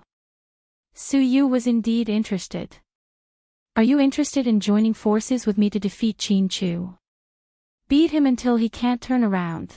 Su Yu was slightly shocked. Hua Xichen continued to laugh. Lord Su, this isn't a joke. I'm serious. So, you hate Qin Chu so much because he dug up your ancestral grave? Su Yu asked. Hua Xichen, no, I just really want to defeat him. Why? Don't you think it's an interesting challenge? Mr. Li invested in our company and held a snooker competition. Actually, even if Qin Chu doesn't win, we'll still work with him because Qin Chu has already met Mr. Li before. Anyone who can catch Mr. Li's eye is undoubtedly a business genius. He's obviously become the leader of our company, but where do you think you and I are? I don't think we're stupider than him, but we're not ambitious enough. If you're so ambitious, you can do it yourself. Su Yu said in a disdainful tone as he looked down on Hua Xichen. It's not that I can't do it myself, but it's a waste of time. I don't have much patience left. I think if we work together, GK will collapse within a month and Qin Chu will have nowhere else to go. Aren't you afraid that Huamin will hate you to death? Su Yu was surprised. He always thought that Hua Xichen treated Huamin well. Why did he suddenly become so ambitious? Did he really not care about Huamin? That's what women do. It's not what I do. What I want is very simple. It's the result, the start of a war. Unintentionally, it's to determine the winner and the loser. The winner is king while the loser is in the wrong. The law of the jungle. Hua Xichen licked his lips, still smiling. However, President Su had a feeling that his smile was creepy and made him uncomfortable. Ha, you're ambitious, Su Yu sneered. I'm a man. What's the point of living if I'm not ambitious? Hua Xichen didn't think much of it. So, you've decided to go against Qin Chu, right? Not against Qin Chu, but against GK, Hua Xichen emphasized. So, if I work with you, what do you plan to give me in return? We can split GK 50-50, and each of us will get half. What about Huamin? Half? Su Yu sneered. Hua Xiqian looked at Su Yu with a complicated expression. Lord Su, you're so funny. I always thought you treated Hua Min quite well. Su Yu lit up a cigarette and said slowly with it in his mouth. I did treat her well, Hua Xiqian admitted. But, are you sure you want to kill her? If you go against GK, you're going against Qin Chu. If Qin Chu is in trouble. I don't need to tell you what kind of state Hua Min is in, you saw it at the hospital last time. So, you're forcing Hua Min into a dead end. Su Yu said in all seriousness, if I have a way to make Qin Chu leave Mian, are you willing to work with me? Hua Xiqian suddenly asked. Upon hearing this, Su Yu's expression changed slightly. So, you're saying that if we succeed, GK will be yours, and Hua Min will be mine? Su Yu asked. Chapter 1332. Su Yu's words were always half-truths, so those who said they could see through Su Yu with one look were just bragging. Hua Xiqian had a headache every time he talked to Su Yu, because this guy didn't play by the rules. Why would he always create such a weird scene? Hua Xiqian rubbed his temples. Lord Su. I can't promise you that. I can promise you that I'll give you half of GK, but Mian, she's a person, not an object. I can't just give her whatever she wants, it's up to her. Of course, if she wants to be with you, that's her choice, and I can't do anything about it. Then aren't you bullshitting? Su Yu laughed as he scolded Hua Xiqian. If Mian wants to be with you. Hua Xiqian sure knew how to play games. If Hua Min wanted to be with Su Yu, he would have done it a long time ago. Why would he wait until now? So, Su Yu thought that Hua Xiqian's promise was as meaningless as a fart. Because Su Yu was scolding him with a smile, Hua Xiqian couldn't really get angry. He was already regretting his decision to work with this guy. It wasn't that he couldn't deal with him, he just needed to waste some time. What a pity. So, Lord Su, do you agree or not? Give me an answer. Originally, Su Yu was the one who was impatient, but now, Hua Xiqian was the one who was impatient. He felt like he would break down if he continued to talk to Su Yu. Su Yu took a few deep puffs of his cigarette and pressed the butt of the cigarette into the crystal ashtray on the coffee table. He replied in all seriousness, I'm not doing it. Hua Xiqian expected this, so he smiled. Okay then, I won't bother Lord Su anymore. Hua Xiqian patted his shoulder, straightened his collar, and left Seductive Fox. If Su Yu were to defeat Qin Chu, he would have to rely on his own abilities. He would never ask for help. Was this considered cheating? Bullying with numbers. Furthermore, it was even more impossible for him to find someone like Hua Xiqian. Everyone in the industry knew that Su Yu had a fiery temper, but most importantly, he had the capital. The Su family's power was influential even in the capital, let alone here. However, Su Yu was actually very smart. He was very quick-witted and had a good eye for people. From the very beginning, he had never liked Hua Xiqian. He even felt that only an opponent like Qin Chu was qualified to compete with him, while Hua Xiqian would always be a despicable person. Hua Xiqian focused on the result, not the process. Therefore, he was willing to use any means to achieve his goal. That was why it was said that everyone was always different. If Qin Chu and Su Yu were called heroes in troubled times, then Hua Xiqian was a ruthless person. He was just like Cao Cao, deceitful and cunning. However, one couldn't erase the glory that he had achieved. Hua Min probably didn't know that the three men beside her were like the three kingdoms, each with their own thoughts. All she wanted was to live happily with Qin Chu and wait for the birth of their baby. Hua Xiqian walked out of Seductive Fox in a very bad mood. If Su Yu didn't agree, he could have just said so. However, Su Yu tricked him and even yelled at him.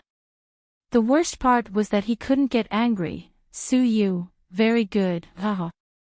After I deal with Qin Chu, I'll deal with you. There's still plenty of time. Hua Xiqian smirked as he got into his flashy Rolls-Royce Phantom. On the top floor of Seductive Fox, Rick was wearing a black British trench coat as he leaned against the wall like a gentleman. He was listening to the conversation that just took place in a private room. Hua Xiqian wanted to work with Su Yu, but was mercilessly rejected by Su Yu. Rick and Qin Chu had been suspicious of Hua Xiqian for a long time, so they had been keeping an eye on him. However, they hadn't received any news. Why did he suddenly want to deal with Qin Chu? He even said that he would leave Huamin in a month. What did he have on him? Rick felt like he had to talk to Qin Chu about this tomorrow. Chapter 1333. Hua Xiqian looked at his watch and saw that it was almost 11 p.m. There was no way he could go back to his mansion to sleep because Song Yisher was there. Hua Xiqian thought that he hated people as much as he did, but Song Yisher was worse than him. He didn't even want to look at her, because he felt nauseous. He picked up his phone and called Wang Shasha. The girl was still half asleep. After receiving Hua Xiqian's call, she quickly got out of bed and got dressed. She didn't even have time to put on makeup. Then, she ran downstairs and waited for Hua Xiqian's car at the entrance of the neighborhood. To be honest, she looked very average and wasn't pretty at all. She still didn't know what kind of luck she had to have attracted President Hua's attention. What was even more surprising was that, after knowing each other for so long, Hua Xiqian gave her money and bought her clothes, but he never touched her. She once thought that Hua Xiqian might not be able to do it. The car slowly stopped by the side of the road. Wang Shasha opened the car door and was about to get in. Sit in the back. Hua Xiqian hated it when someone else sat in the front passenger seat. Other than Huamin, no one else was allowed to do it. Wang Shasha didn't dare to say anything and immediately sat in the back. Then, the car slowly started moving. President. Hua, you're still awake. Wang Shasha was a little scared of Hua Xiqian. Therefore, she stuttered when she spoke to him. Emichem. Hua Xiqian only responded coldly. Wang Shasha didn't dare to say anything else. The car slowly drove into another of Hua Xiqian's private residences. Wang Shasha had been here a few times and had even spent the night here. Therefore, she was familiar with this place. Go take a shower. Hua Xiqian ordered. Wang Shasha nodded and went into the bathroom. She took a while before coming out. She originally thought that something would happen today, however, it was the same as every other time. Hua Xiqian only hugged her from behind. His movements were light and gentle. She felt a little indignant. She felt that if they didn't sleep together, they wouldn't have a substantial relationship. She just wouldn't be recognized. Therefore, she boldly turned around and gently slid her hand across Hua Xiqian's chest. President Hua. Her voice was a little coy. Turn around. Hua Xiqian's face immediately turned cold. His gaze was terrifying. Wang Shasha was so scared that she didn't dare to take another step. She turned around stiffly. After that, he didn't dare to speak anymore. Even his breathing was very, very light. After a long time, Wang Shasha felt that she was about to fall asleep. She heard Hua Xiqian murmured gently behind her, Mian. Who on earth was Mian? Wang Shasha didn't know much about the upper-class society. Therefore, she didn't know who Hua Xiqian was talking about, and she didn't dare to tell anyone. She felt that Hua Xiqian was a very scary person. If she said too much, she might get into trouble. The next morning, the two of them got up and put on their clothes. Hua Xiqian was just about to leave with Wang Shasha when he saw Song Yisher's car parked at the entrance. Get in the car first. Hua Xiqian ordered. Wang Shasha lowered her head and didn't dare to say anything. She directly walked towards the car. Song Yisher just happened to get out of the car and walked across from Wang Shasha. As she passed by, she deliberately grabbed Wang Shasha's chin and carefully looked at her for a while. Wang Shasha was scared out of her wits. She already knew that this woman was Hua Xiqian's wife and was even Mayor Song's daughter. As the third party, wouldn't she be torn apart? Ha, what a disappointment, Song Yisha mocked. Wang Shasha didn't dare to say anything. She broke free from Song Yisha's hand and immediately got into the car. What are you doing here? Hua Xiqian slightly frowned. Seeing Song Yisha so early in the morning really put him in a bad mood.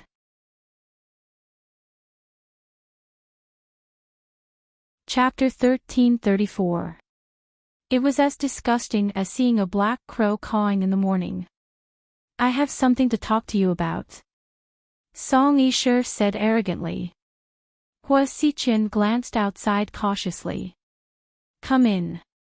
Yes, he was cautious because the paparazzi liked to hide in front of rich people's houses and take pictures. Song Yisha followed Hua Xiqian into the house, wearing a wine-red cashmere coat and 7-centimeter black boots. Go ahead, when are we getting divorced? Song Yisha asked straightforwardly. Now's not the time. Then how long do we have to wait? Song Yisha didn't want to continue this relationship for another day. Not only would she have to live like a widow, but she would also have to pretend to be a loving couple in front of outsiders. It was disgusting. Recently, she didn't even dare to see Qin Chu because she still hadn't figured out her relationship with Hua Xiqian. So, she really wanted to end things. You don't have to worry about that, it won't take long, because I don't want to spend another minute with you. Ha! I used to think that you were a mysterious person, as if you had a lot of secrets, but now, it seems like you do have secrets, and they're secrets that you can't tell anyone. Hua Xiqian raised his eyebrows slightly and stared at Song Yisha's delicate face.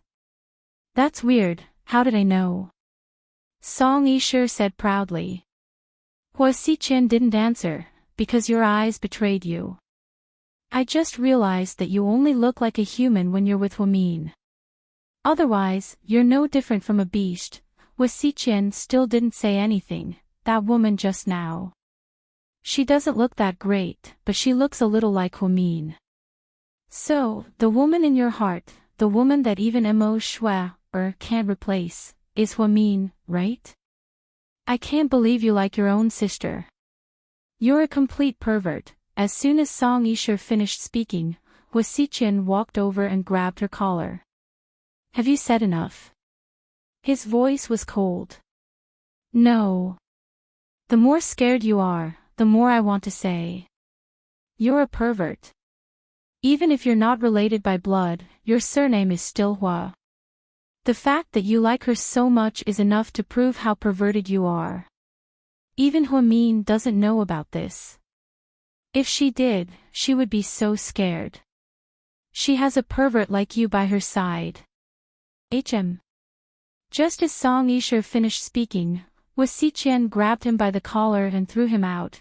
He fell to the ground with a loud thud. She fell so hard that she felt like her organs were being torn apart. Song Yisha. Don't test my limits. So what if you know? I'm still going to say the same thing. You can go out and say it, but I guarantee that the Song family's reputation will be ruined. You won't be a rich heiress in the future. I'm afraid that even if you become a prostitute, people will think that you're not good enough.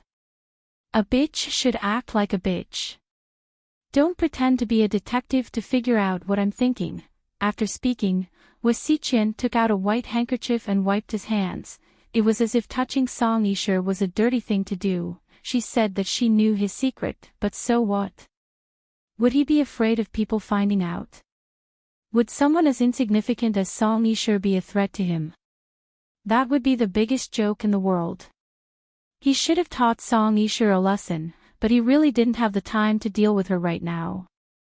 The war between him and Qin Chu was about to begin. He had to make sure that everything was foolproof. After getting into the car, Wang Shasha sat in the back seat and asked nervously, President Hua, is your wife angry? Is it because of me?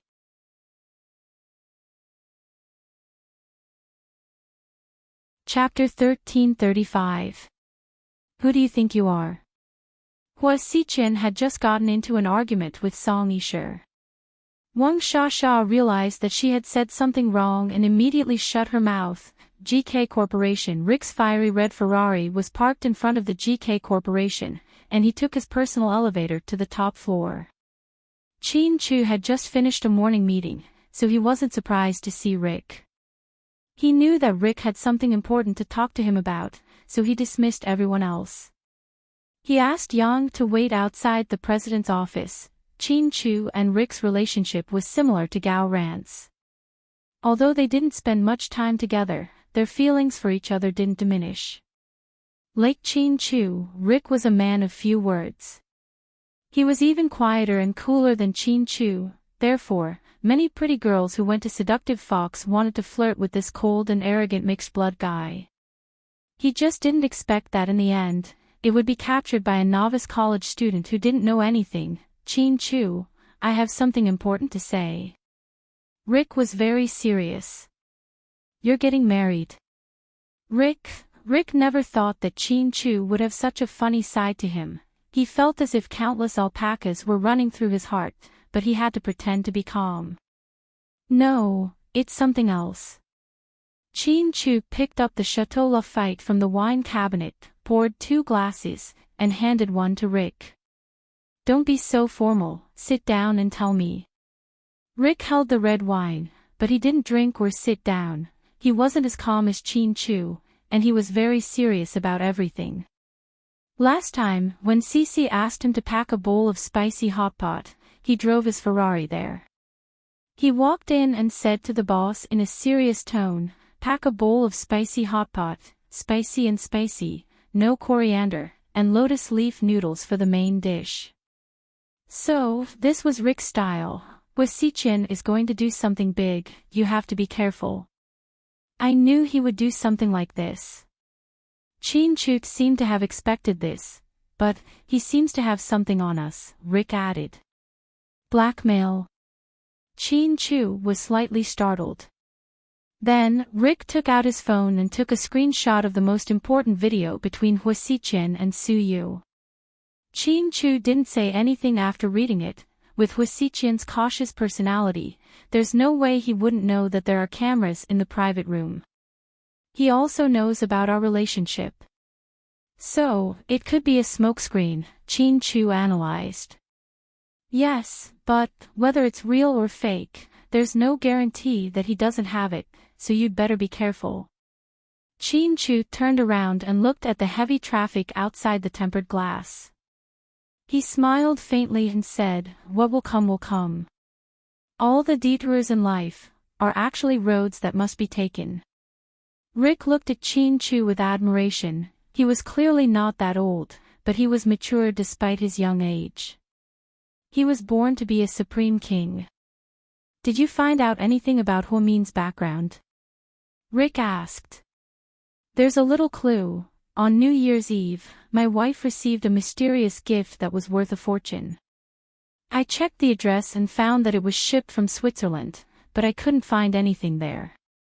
I'm pretty sure that her family is overseas. I have a feeling that it's not an ordinary person. Rick analyzed. Qin Chu smiled. Ordinary people can't afford $120 million worth of white jade gourds. You're saying, she gave Hua Min a gift worth $120 million? Rick was shocked as well. The gourds came in a pair, my wife only received one, so I'm guessing that it's her older sister or younger sister. Why can't they be siblings? Rick asked.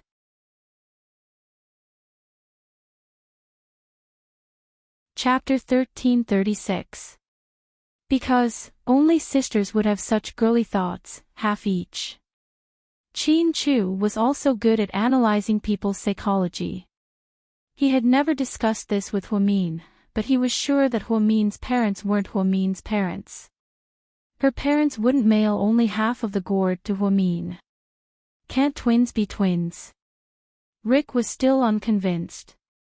I told you, boys wouldn't choose feminine items like the white jade gourd as a gift. This is the favorite item of the Han Dynasty's imperial concubines. Girls like it. Chin Chu felt a headache coming on. Rick really didn't understand women's minds.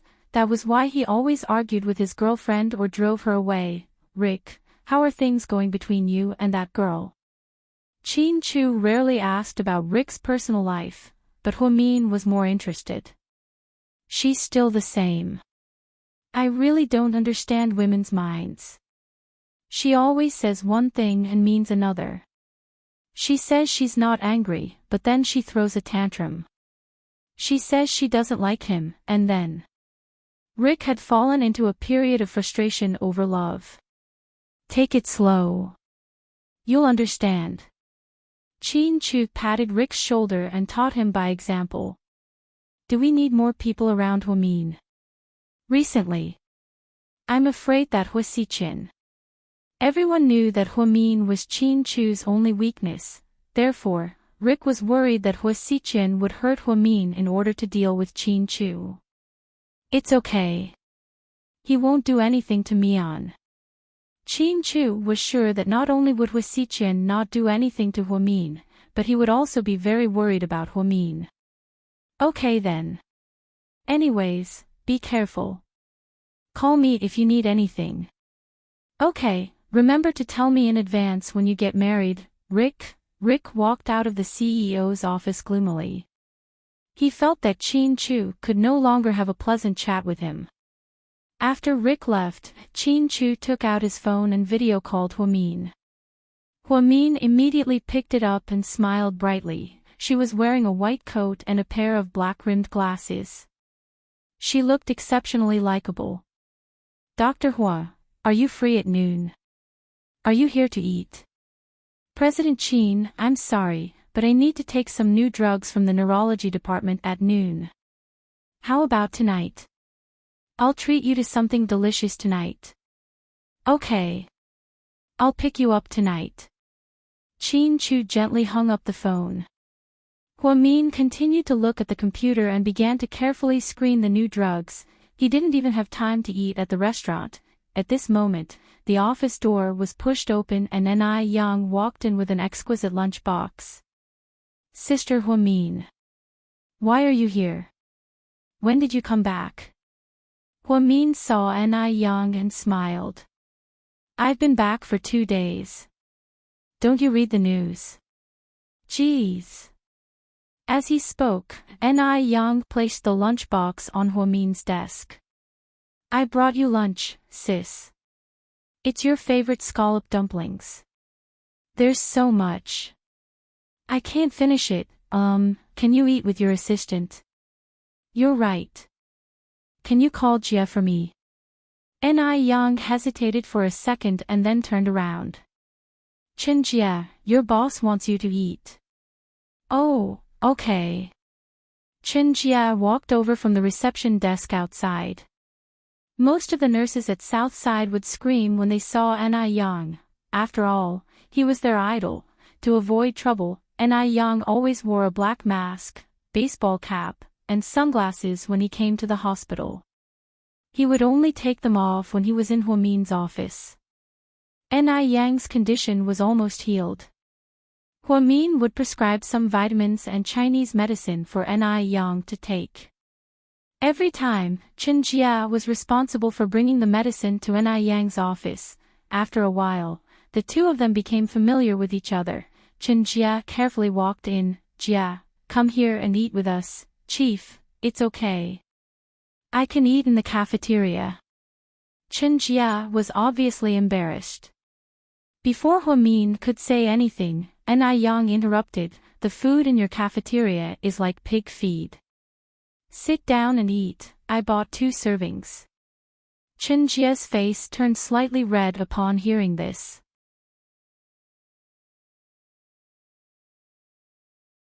Chapter 1337. Seeing that both Huamin and Ni Yang insisted, Chen Jia sat down and started eating with Huamin. Ni Yang sat with his legs crossed and sipped on his tea. Chen Jia chatted with Huamin as they ate. Thank you for your hard work during Chinese New Year. I see that your schedule is packed. Do you want me to ask President Qin to give you some time off? Sure, I'm really tired. I don't want to go out of town. I'll just stay here for a few days. Then, Ni Yang inadvertently glanced at Chen Jia. Huamin noticed this subtle movement. She didn't say anything. Chen Jia ate quickly and finished her food in a few bites. Then, she stood up and said, Chief, I'll be going now. Aren't you going to drink some water? You won't choke. Ni Yang picked up the bottle of water he bought and handed it to Chen Jia. She lowered her head and took it. Then, she picked it up and ran away. Why is Jia acting so weird today? Huamin muttered to himself. Maybe I'm too handsome. Ni Yang smiled narcissistically. In the afternoon, Huamin went back to his office to pack up after a meeting in the conference room. Chen Jia came in and handed him some reports. Chief, these are the orders and receipts for the neurology department this month. Put them here, I'll look at them later. Okay. Little Jia. Huamin said slowly. Yeah. Do you like Ni Yang? Huamin suddenly asked. Chen Jia's face immediately turned red. Chief. I don't dare. How can someone like me like Ni Yang? He's a superstar, and I'm just a little girl from the countryside. I don't even dare to think about it. Chen Jia was very nervous and kept talking about the difference between her and Ni Yang. But I feel that Ni Yang seems to be interested in you too. After Huamin said this, Chen Jia was even more speechless. Ever since she delivered the medicine to Ni Yang, she had been dealing with him. At first, she ignored him, but now, they would occasionally argue. Actually, she knew that she had fallen in love with a superstar, but she didn't dare to think about it. Ni Yang occasionally brought her gifts and sent her WeChat messages, but she didn't dare to reply. She was afraid that she would think too highly of herself. Therefore, she had been avoiding Ni Yang. She was even more afraid that Huamin would object, mock, or even fire her if he found out. Director. I won't do it again. Please don't fire me. I know I'm out of my league. People like Ni Yang won't like people like me. I'll control myself. I'm sorry. Chen Jia kept apologizing to Huamin. Huamin was so angry that he smiled helplessly. Jia, you don't have to apologize to me. It's a good thing that you have someone you like. No, I don't deserve to like Ni Yang. I'm just a fan at most. It's really nothing. Huamian had noticed Chen Jia's lack of confidence in herself from the moment she was promoted to a full-time employee. However, Chen Jia was indeed a very good girl. She was hardworking, proactive, and reliable. Before, Director Li liked her a lot, and now Huamin liked her as well. She was Huamin's right-hand woman. She was about the same age as Ni Yang. She wasn't a beauty, but she was definitely cute with big eyes. It was normal that Ni Yang liked her. Chen Jia had a good personality and was very kind. Her only flaw was her lack of confidence. Jia, don't be nervous. Listen to me first.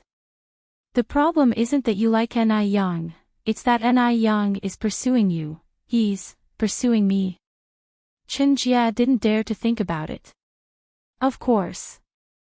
Why would he buy 2 servings of food? It's obvious that he saved one for you. Did he spend too much money? Huamin was so angry that he laughed. After hearing Huamin's words, Chen Jia was slightly stunned.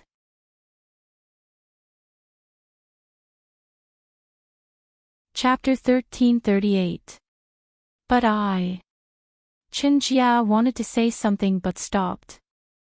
No buts. There's no such thing as no one deserves another, as long as you don't know how to cherish another. Jia, you're a kind girl, and Ni Yang is also incredibly innocent. I don't want to ask how hard you've been in the past, but from now on, no matter what you decide to do, you have to be happy. Huamin really liked this assistant.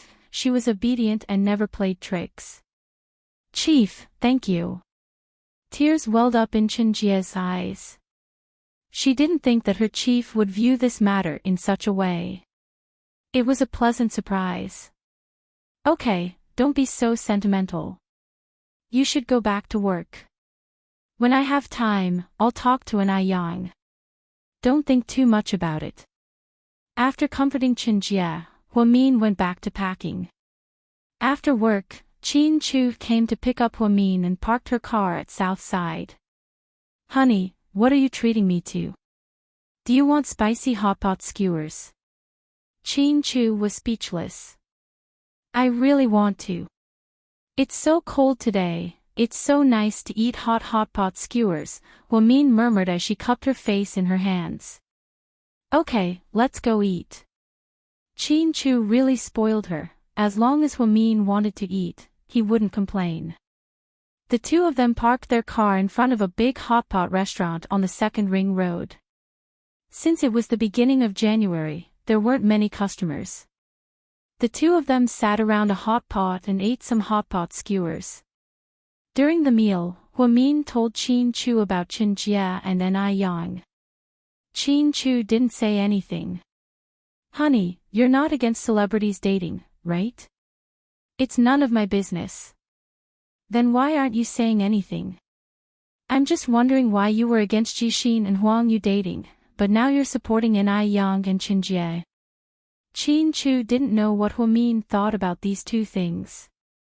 Men and women looked at things from different perspectives. Upon hearing Huang Yu's name, Huamin's heart ached.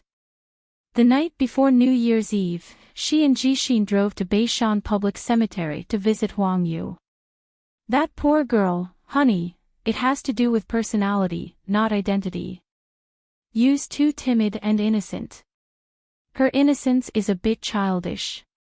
It's just that she's still a student and hasn't integrated into society, so she can't take a blow. Jixin's young as well, so it's hard for him to maintain an immature relationship because it's too unstable. Ni Yang and Chenjia, on the other hand, have similar experiences. Due to the hardships and misfortunes of their childhood, they're mature and mature. Jia's very meticulous and thoughtful. Whenever I give her a task, she'll do it according to the rules without any excuses. She's very responsible. Ni Yang, on the other hand, has never been tainted by the filth of the entertainment industry. If he still likes Jia after seeing so many different kinds of women, it means that there's something about Jia that attracts him. It's not impulsive, it's mature mutual attraction. After hearing Huamin's analysis, Qin Chu gave her a thumbs up. Honey, you should study psychology like Jiang Xiaowei. Your analysis is on point. I'm studying psychology. I'm quite interested in it. After Xiaowei gives birth and goes back to work, I'm going to harass her every day and ask her for advice. Ha! Huamin laughed cheerfully. Qin Chu picked up a skewer of cooked shrimp balls and placed it on Huamin's plate. The couple had a great time eating. In the blink of an eye, the 15th day of the first lunar month arrived. At night, the two decided to go back to the Qin Manor for dinner, so they had time during the day. Finally, both of them had time off, so Qin Chu suggested that they take Huamin to a hot spring resort in the suburbs. However, Huamin didn't agree. She wasn't in the mood to go to a hot spring resort. Honey, can you go somewhere with me? I really want to go. Where?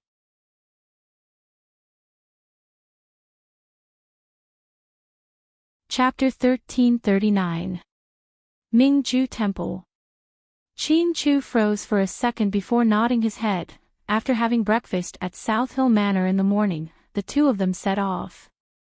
Mingju Temple was located 60 kilometers east of Sea City. In the depths of a picturesque mountain, there was a 1,000-year-old ancient temple.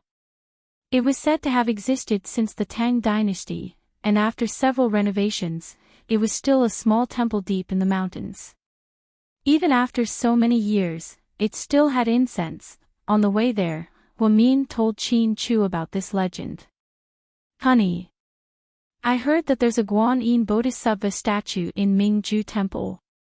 It's a natural statue that floated up from the South Sea during low tide. Later, people traveled thousands of miles to worship it on this mountain. It's very effective.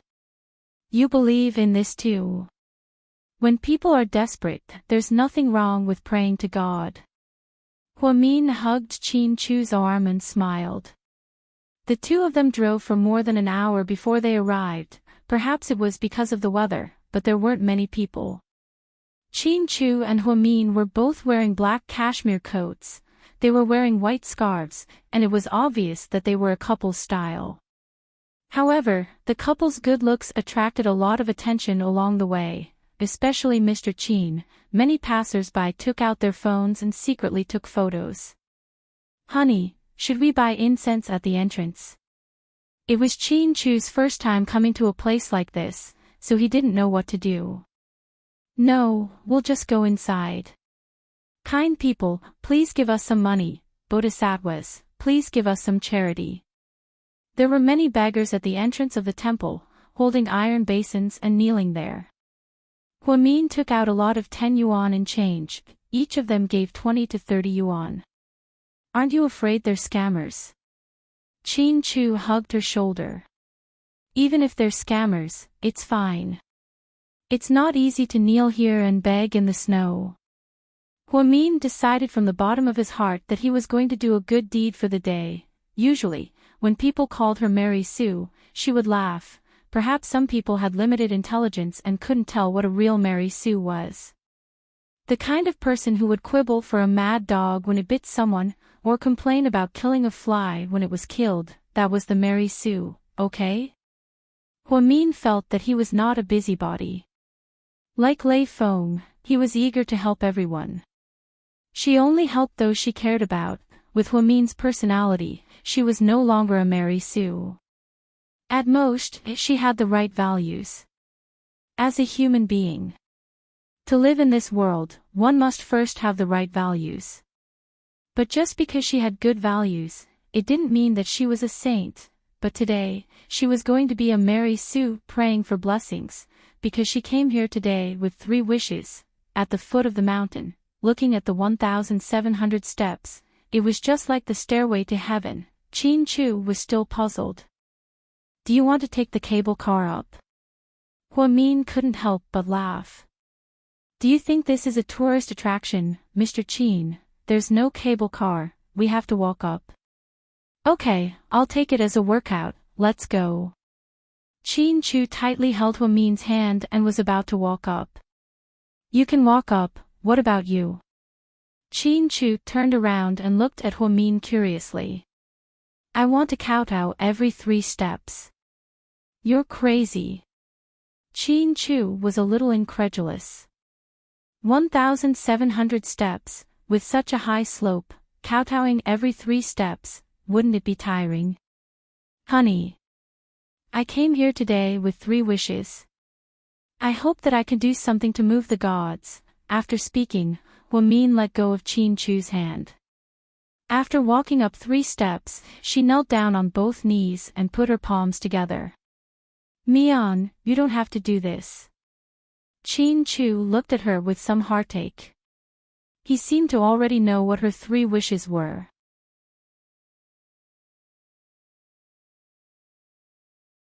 Chapter 1340. After knowing each other for so many years, Qin Chu knew Huamin's temper very well. No one could change her mind once she decided on something. Qin Chu's heart ached for his wife. Huamin walked up another 3 steps and knelt down. Qin Chu also knelt down beside her. Huamin turned her head in surprise.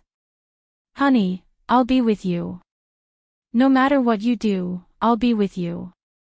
Qin Chu's eyes were filled with love. Qin Chu was an atheist. He didn't believe in heaven, earth, ghosts, or gods. However, he believed in Huamin. As long as it was something Huamin wanted to do, he was willing to accompany her. Kowtowing every 3 steps on the 1,700 steps wasn't just for show. Huamin's heart was filled with gratitude. It was her idea to come to Mingju Temple this time. She didn't want Qin Chu to end up like her. However, she also understood Qin Chu's temper. No one could change his mind once he decided on something. Just like that, the couple slowly walked up the steps in the cold weather. Passers-by who happened to pass by all looked at them in surprise. They weren't ascetics, so they didn't need to kowtow every 3 steps on the difficult path of Buddha worship. After walking for a long time, Huamin felt exhausted, but she still persisted, all for the sake of her heart's desire. Qin Chu saw that Huamin was exhausted, so he intimately supported her. Then, the two of them walked up the steps together, 1 step at a time. By the time they reached the top of the mountain, 5 hours had already passed. They walked from morning to afternoon. Ordinary people didn't have this kind of perseverance. Fortunately, Huamin was patient, and Qin Chu was by her side. When the two of them reached the top of the mountain, they felt as if everything had opened up. Huamin's legs were trembling, and she couldn't even stand properly. There was still about 1 kilometer to go from the top of the mountain to the temple. Without another word, Qin Chu picked up Huamin horizontally. "Darling, put me down. I can walk by myself." Huamin felt sorry for Qin Chu. He was also very tired, but he still had to carry her. He was simply looking for a beating. But no matter how much Huamin protested, Qin Chu didn't say a word. He silently carried her all the way to the entrance of the temple. The two of them held the free incense sticks at the entrance and kowtowed one by one. Then, Huamin invested a few hundred yuan of incense money into each virtuous incense. Finally, the two of them arrived at the wishing tree. The 100-year-old tree stood there, graceful, with a hint of green in the cold wind. There were many red prayer ribbons hanging on the branches. Huamin spent 20 renminbi on 2 stakes. He gave one to Qin Chu and kept the other for himself. "Write it down. I heard that you can make 3 wishes in front of the Bodhisattva." Huamin smiled innocently. Then, he hid to the side and picked up a pen to write slowly. Qin Chu smiled but didn't say anything. He also picked up a prayer ribbon and walked to the other side. Soon, the two of them walked under the tree with the prayer ribbons.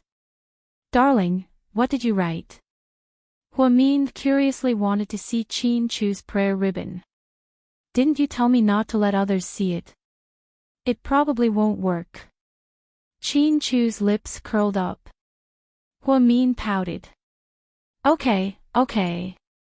"Mr. Qin, I won't read it. Let's go put it on." Huamin playfully climbed up the tree to make her prayer ribbon higher. Luckily, it wasn't high, or else, Qin Chu found a place with fewer prayer ribbons and put it on. "Where are we going now?" Qin Chu held Huamin's hand and asked gently. "I want to ask for a lot." Huamin hugged Qin Chu and continued to act cute.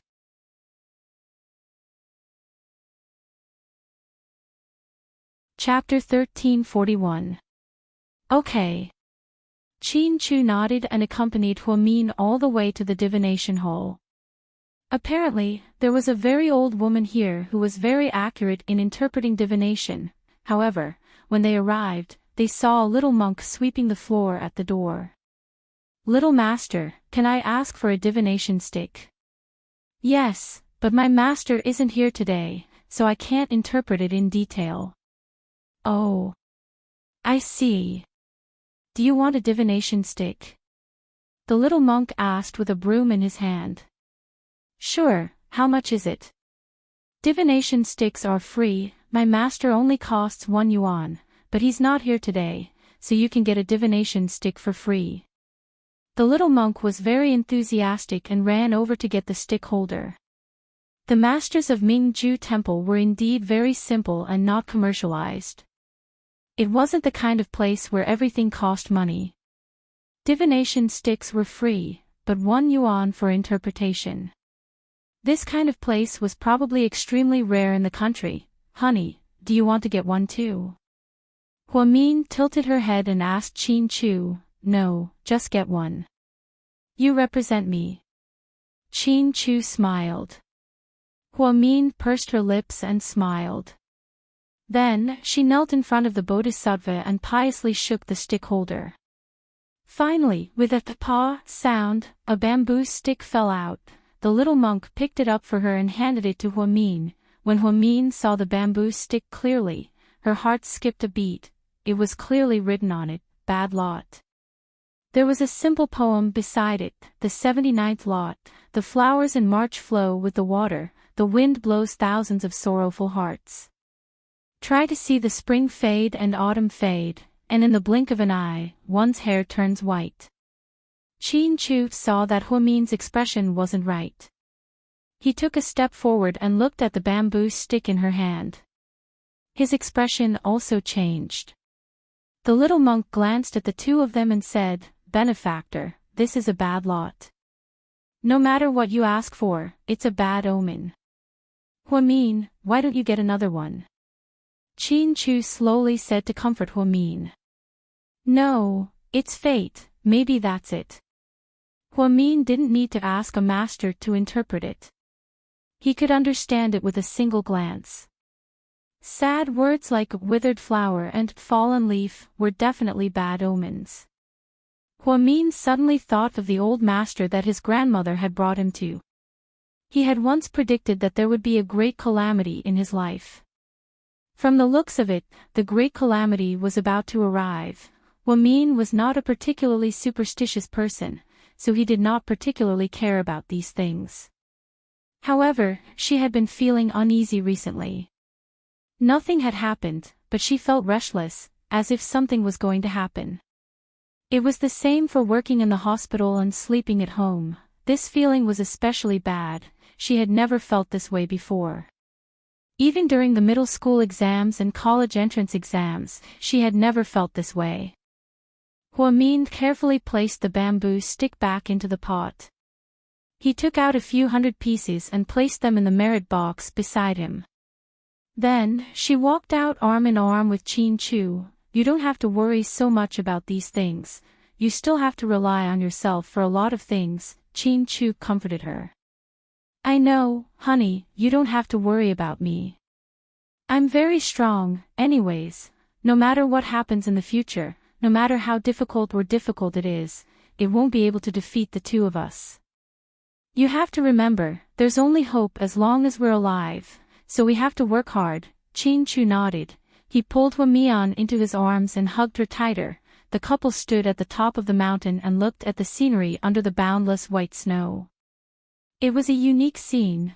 Huamin leaned into Qin Chu's arms and tightly hugged his waist. She kowtowed every 3 steps. Her knees were already red and swollen, and her forehead was slightly scratched. She only wanted to move the gods. She had come here with 3 wishes.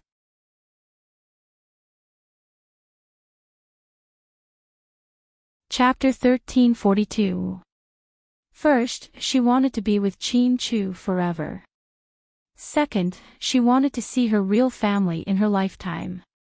Third, she wanted to give birth to Qin Chu's baby. This was the biggest pressure on Huamian's heart, as well as her strongest wish. She wasn't a wishy-washy person. She had never mentioned it to Qin Chu, but she had always kept it in her heart. If there really are gods and bodhisattvas in this world, then I hope you can hear my wish. I hope you can give me a little bit of strength to make my dreams come true, seeing that I'm so pious. I, Huamin, don't ask for wealth in my life. I just want to be safe and sound. She and Qin Chu didn't have that much money. They didn't have that much power and status. She didn't want to be famous. As long as they didn't leave each other, Huamin didn't know if this could become a reality, but it was what she wanted. After a whole day of torment, the two of them were tired and hungry. They walked down the mountain and drove back to the city. They were starving like dogs, When they passed by a home-cooked restaurant, Min couldn't help but ask Chu to stop the car by the side. The two of them ordered a few stir-fried dishes in this small restaurant. They ate with great relish, perhaps because they were too hungry. Jishin had already returned to New Zealand. When he first returned, he remembered to call Min every day to tell him that he was safe. Later on, he got busy and forgot about it. Days passed, and in the blink of an eye, the first month of the lunar calendar had passed. The new year was officially over. At the beginning of February, Southside held a meeting. Min took the initiative to resign as the president of the Hua Genetics Association.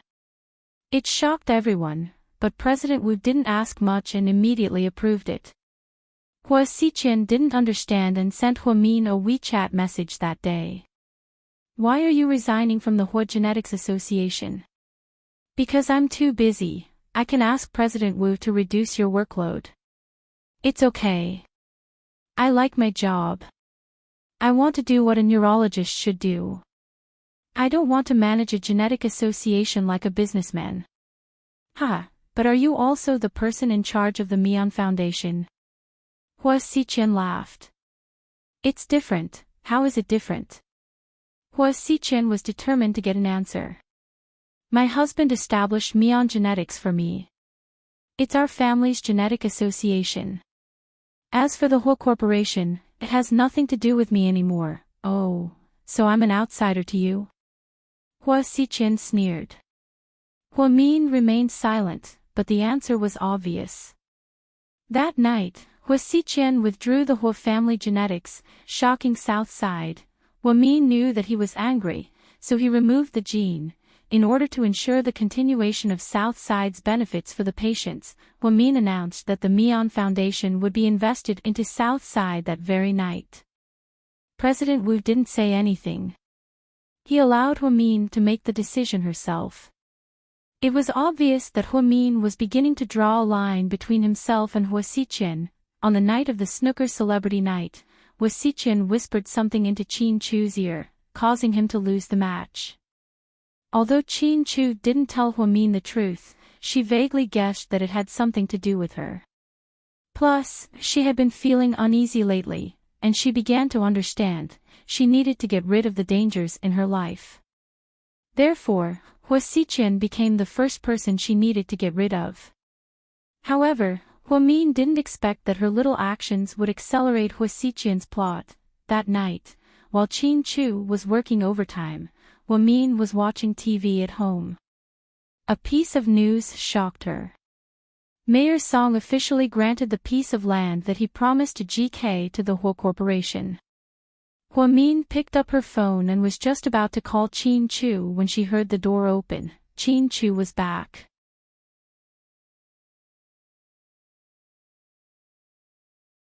Chapter 1343. Seeing that Chu was back, Min put on his slippers and ran over to him. "Honey, I just saw the news." "I know." Chu lovingly patted Min's head. No matter how bad his mood was, he would always feel happy when he saw Min. There was nothing that could affect him, you know. "How's that possible?" Mian was certain that GK would be the king of the land. However, he didn't expect Hua Xiqian to take advantage of the situation. "It's normal. Hua Xiqian is now Uncle Song's son-in-law, so he has to take care of his family." "But I promised you." "How can you do this?" "The mayor can't go back on his word." Min was unhappy. "It's okay. That's Uncle Song's decision, I respect him. It's just a piece of land, GK doesn't care." Chu was more open-minded and comforted Min. "But, honey, that's not how things should be done." "I think," before Min could finish, Chu interrupted him. "Honey. Is there food?" "I'm starving." Yes, I'll go get it ready right now." Min ran into the kitchen. "A young lady, go get some rest." "We'll do it." The kitchen maids were very helpful. No, you guys go get some rest. I'll do it. Huamin was worried that her husband would be in a bad mood, so she volunteered to make Qin Chu 4 dishes and a soup. Previously, when they were at Imperial Park, she often sat down and fed him. Later, they moved to South Hill Manor. The housekeeper, the maids, the chauffeur, the gardener, and the security guards, there were so many people in the house that Huamin couldn't show off his cooking skills anymore. It was a rare opportunity for Huamin to show off his skills. Stir-fried broccoli, sweet and sour pork with pineapple, stir-fried pork with green pepper, stewed pork ribs with yam, and borscht soup. Qin Chu had a good appetite and actually ate 2 bowls of white rice. After dinner, the couple went upstairs to take a shower. After changing into her pajamas, Huamin lay in Qin Chu's arms and acted like a spoiled child. Honey, have you been under a lot of pressure lately? He didn't know how to answer Mr. Qin's question. Do you want me to give you a massage? Huamin offered to massage Qin Chu's shoulders. I don't need a massage.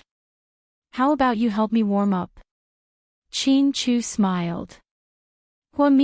After Huamin was pinned down on the ground and executed, there was only one question in his mind.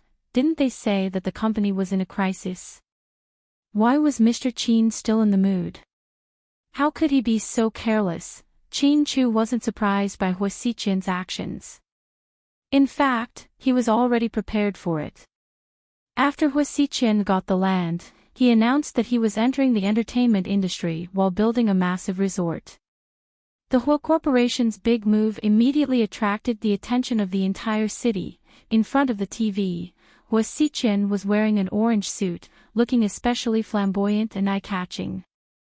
President Hua, did the Hua Corporation make any big moves recently?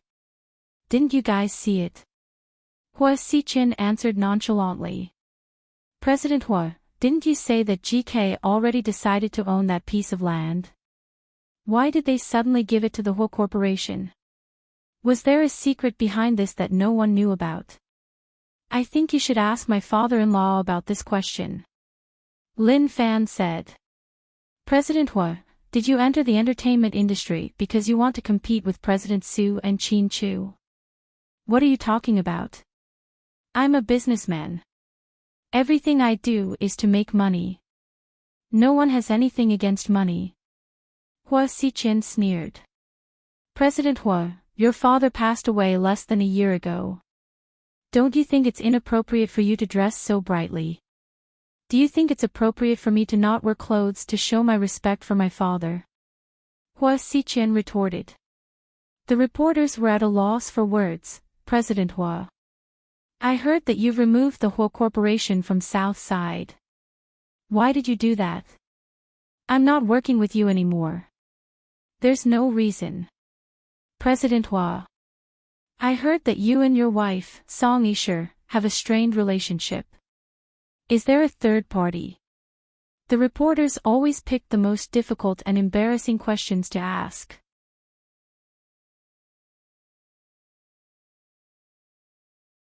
Chapter 1344. If that's the case, do you think my father-in-law will give me the land? Then, Hua Xiqian added, my wife and I love each other very much. Thank you for your attention.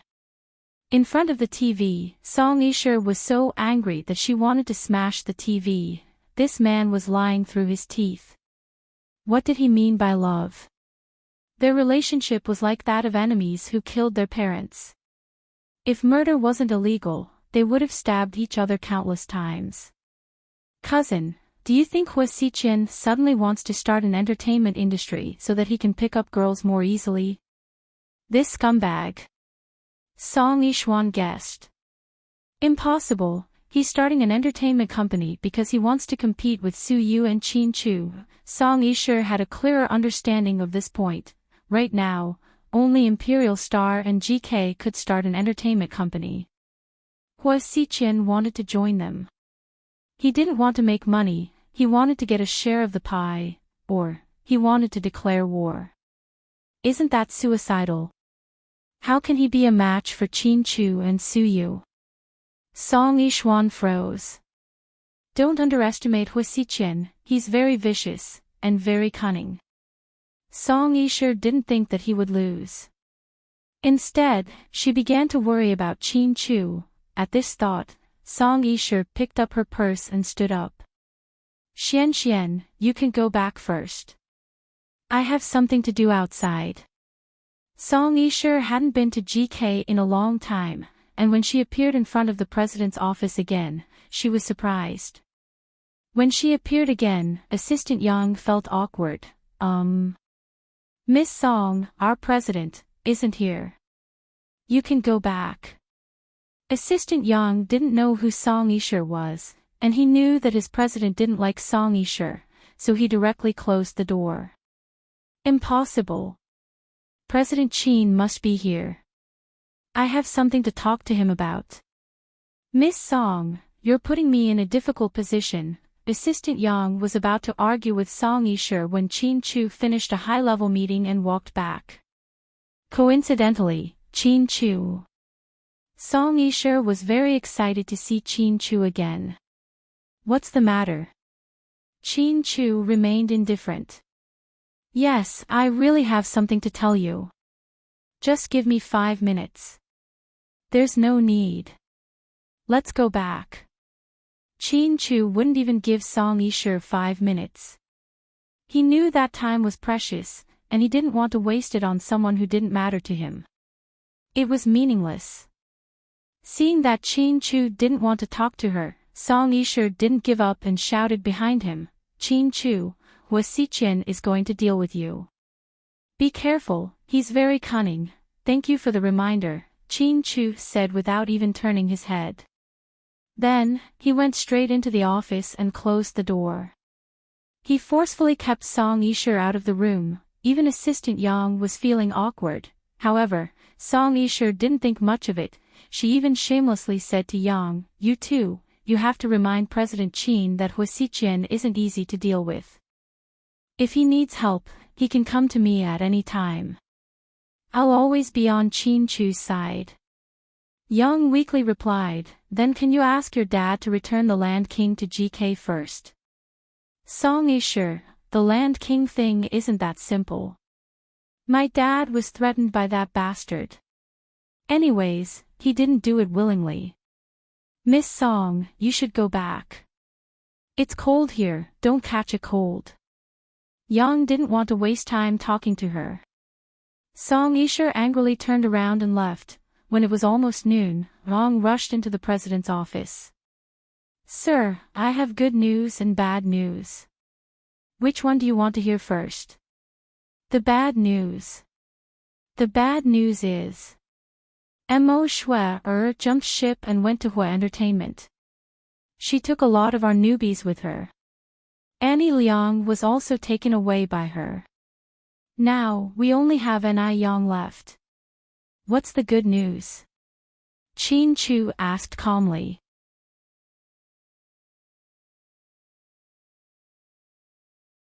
Chapter 1345.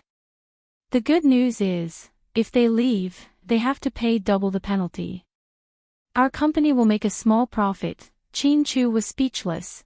Yang was very nervous, afraid that the president would be angry. However, Qin Chu didn't.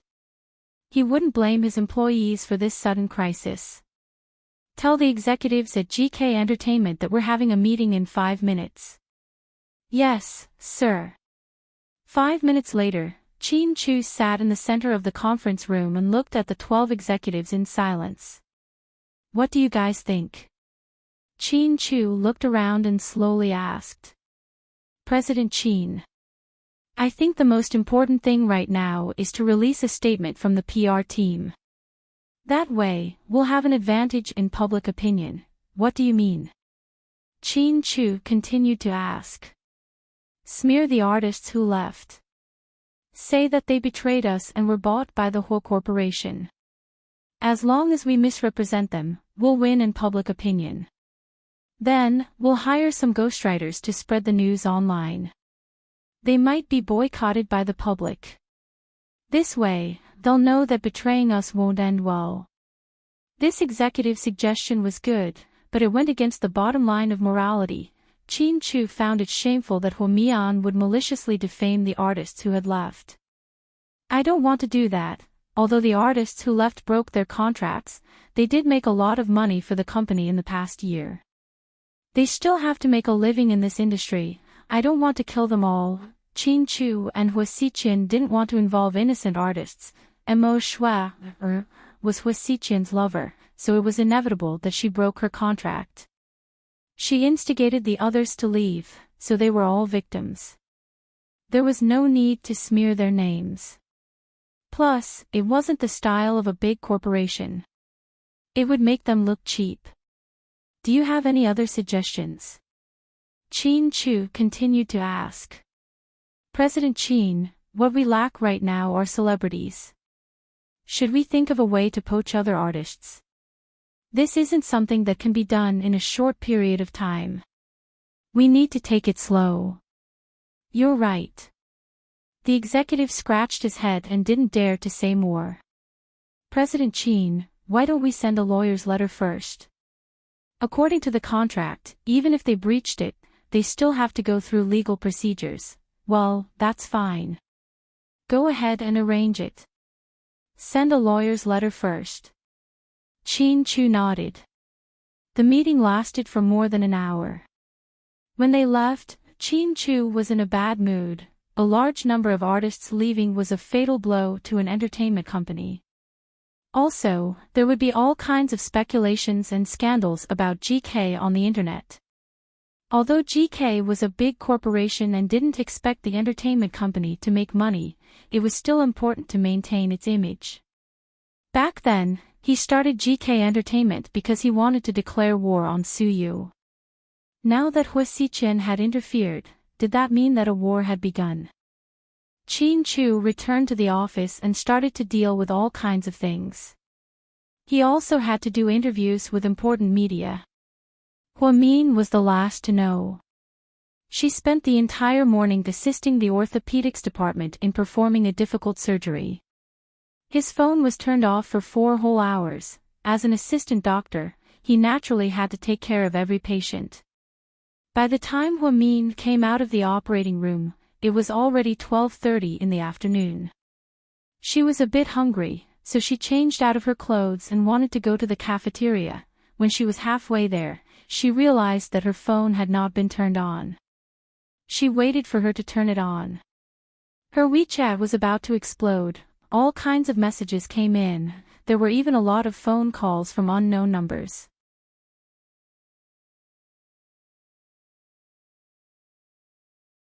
Chapter 1346. There were also countless text messages, all of which went something like this. Hello, Mrs. Chin, I'm a reporter from Nandu Daily. Can you accept my phone interview? What do you think about the crisis your husband's company is facing? Does GK have any major countermeasures? What's going on? Hua Min muttered to herself, confused. She didn't know what was going on until she opened her best friend's WeChat group. Zhu Lingling took screenshots of the news and showed them to Hua Min. Jiang Shaowei was also very worried. Mian. Hua Xiqian is digging his own grave. I can't believe he did this to Chin Chu. You have to teach him a lesson, Jiang Shaowei said. Hua Xiqian, tell Mr. Chin to be more ruthless and kill that bastard Hua Xiqian. He's so shameless, how could he let his mistress Mo Sa play such dirty tricks? I really look down on him. Zhu Lingling cursed viciously. Hua Mian lowered her head and carefully read the eye-catching headlines on the news. GK Entertainment is facing a major crisis. Artists are jumping ship to the Hua Corporation. Is Ni Yang the only one left? Only then did Hua Min realize that Hua Xiqian's Hua Entertainment had already started poaching people. GK was the biggest victim, while Suyu's Imperial Star remained unscathed. GK's artists, on the other hand, had all left, leaving only Ni Yang. This kind of scandal was unprecedented. When Hua Xiqian played dirty, he was really dirty. Hua Min frowned slightly and was about to call Chin Chu. Just as he was about to call Huamian, someone grabbed him by the arm and dragged him to a quiet corner in the hallway. Sister Huamin, and Yang took off his mask. Why are you here? I just came from the company. What's the situation? Huamin asked anxiously. Indeed. I'm the only one left at the company. I don't know when Emo Shui started doing something, but everyone left. She didn't even let the newcomers go. President Qin was in a bad mood and just called for an emergency meeting. Huamin didn't say anything after hearing this. Sister Huamin, don't worry, I won't leave. As long as President Qin treats you well, I'll stay at GK, you're my sister, and Yang immediately expressed his loyalty upon seeing Huamin's bad mood. I know. Thank you for being by our side at a time like this. I'm not the kind of person who forgets about benefits. No matter how good the whole corporation's offer is, I won't go. Don't worry, this is only temporary. President Qin is so powerful, he'll definitely find a way to deal with it, and Yang comforted. I'm sure he'll take care of it. Huamin raised her head, full of confidence in Qin Chu. Huamin was no longer in the mood to eat, so she went back to her office in low spirits.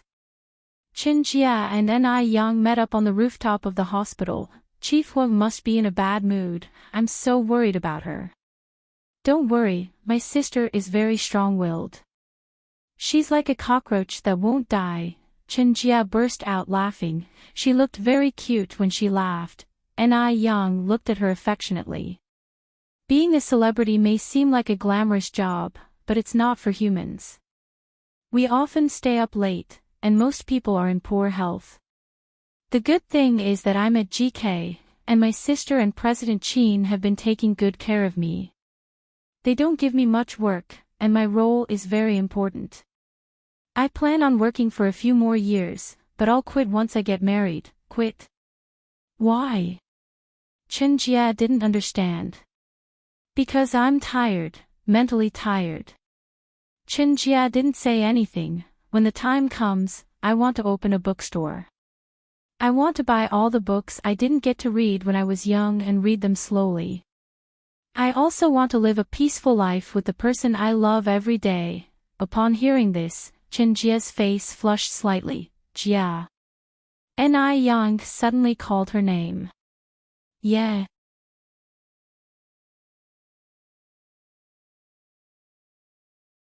Chapter 1347.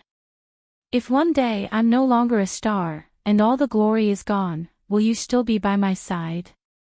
Yang asked seriously. He didn't dare to look into Qin Jia's eyes. He didn't know what kind of answer this girl would give him. Qin Jia burst out laughing. What are you laughing at? Yang was confused by her laughter. I'm laughing at how smart you are. I didn't even agree to be with you, and you're asking me about the future. Aren't you a little too two-faced? Are you trying to trick me? Yang coughed, feeling slightly awkward. It seemed like Huamin was right, this little assistant was too smart. But it didn't work. Seeing that Yang didn't respond, Qin Jia looked into the distance and continued, I'm a stubborn person. If I like someone, I'll be with you forever. So, no matter if you're a star or an ordinary person, as long as you're willing, I'll always be by your side. Upon hearing this, Yang's eyes lit up with ecstasy. He couldn't hide the joy on his face as he held on to Qin Jia's hand. Jia, you should go now.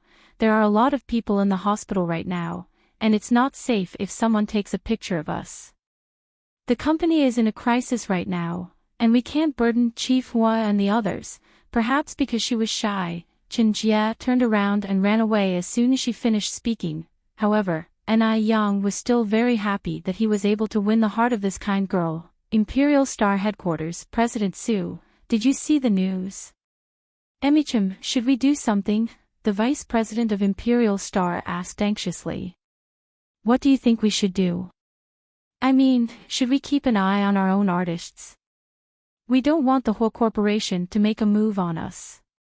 He won't, his target is Qin Chu. Su Yu was certain that Hua Xiqian's target was Qin Chu, so he wouldn't dare to do anything to him. If Su Yu made a move, Hua Xiqian wouldn't be able to handle it. What Star Emperor needed to do now was to stay calm and observe the situation. Su Yu's stance was clear. He was neutral and would not participate in the war between Hua Xiqian and Qin Chu. However, if someone dared to harm Huamin, it would be a different story. Some people said that Huamin was Qin Chu's bottom line. However, no one knew that Huamin was also Su Yu's bottom line. Huamin's mind was in a mess at South Side. After much consideration, he decided to call Mr. Qin. So, she made a video call. Qin Chu picked it up almost instantly as well. "Hello, Mr. Qin, are you in a good mood today?" "Not bad." Qin Chu smiled. "I saw the news. Are you okay?" "I'm fine.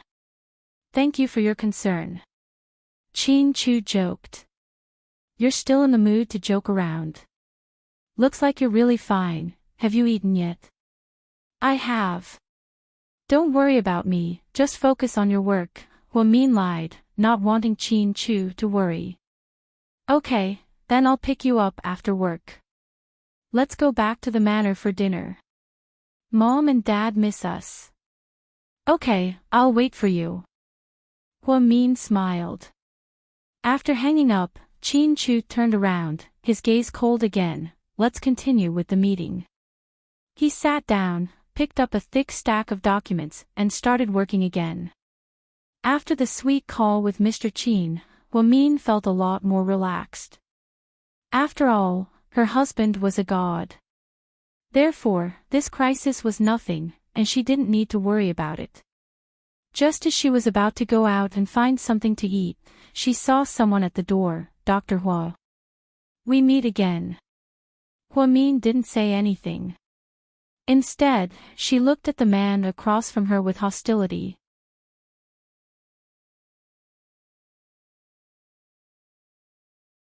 Chapter 1348. What are you doing here? Huamin wasn't happy to see Jiang Yi at a time like this. She really didn't like this arrogant superstar.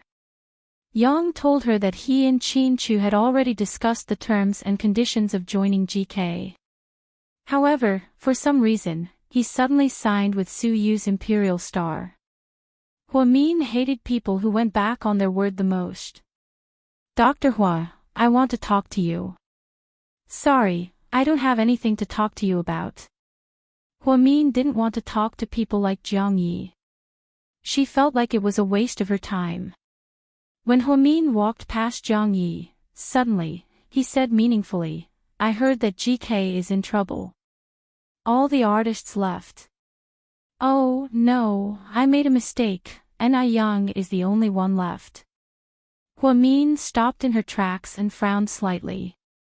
She looked at Jiang Yi angrily. "So, you're here to gloat and kick me when I'm down?" "No, I'm here to point you in the right direction. To be exact, I'm here to point your husband's company in the right direction. So, are you sure you don't want to talk to me?" Jiang Ye's words were full of meaning, and the look in his eyes was complicated. Huamin could ignore him, but when she heard that it had something to do with GK, she began to waver. "Come with me, this isn't the place to talk."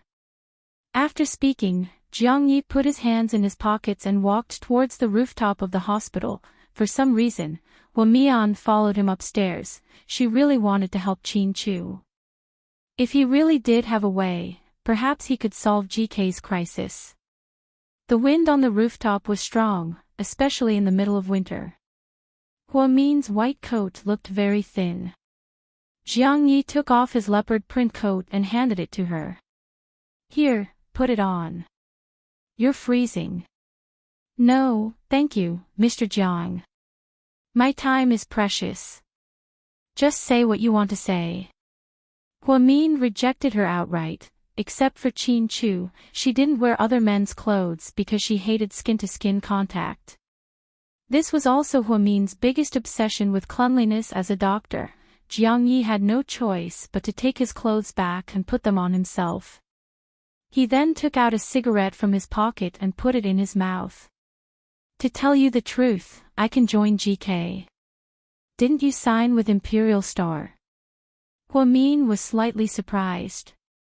I'm working with Imperial Star on a single project.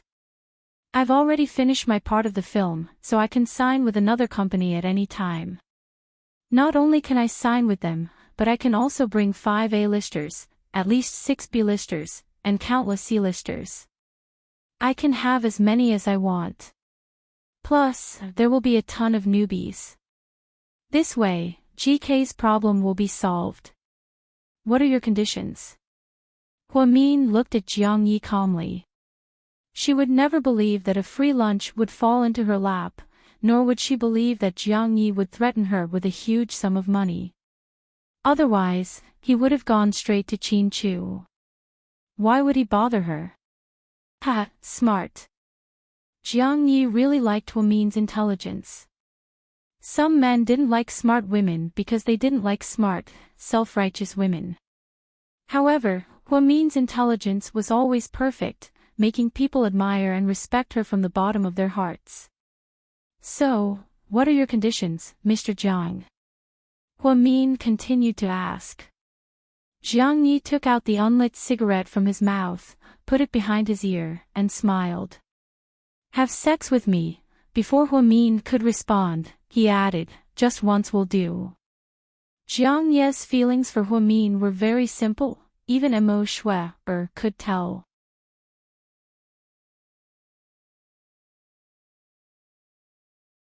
Chapter 1349. Ever since that night at the KTV, ever since he didn't know about Hua-min's identity, he had been interested in her. However, Jiang Ye's interest was different from Su Yu's. Su Yu liked her from the bottom of his heart. Jiang Yi wanted to conquer her. He had seen this woman's arrogance countless times. So, he really wanted to see what this cold and arrogant woman would look like when he pressed her under his body. It was a desire that only men had to conquer. So, to Jiang Yi, sleeping with Hua-min was his biggest wish. He wasn't naive enough to ask Hua-min to divorce him. They were already so old, and it wasn't like they were in a relationship. There was no need to be so serious.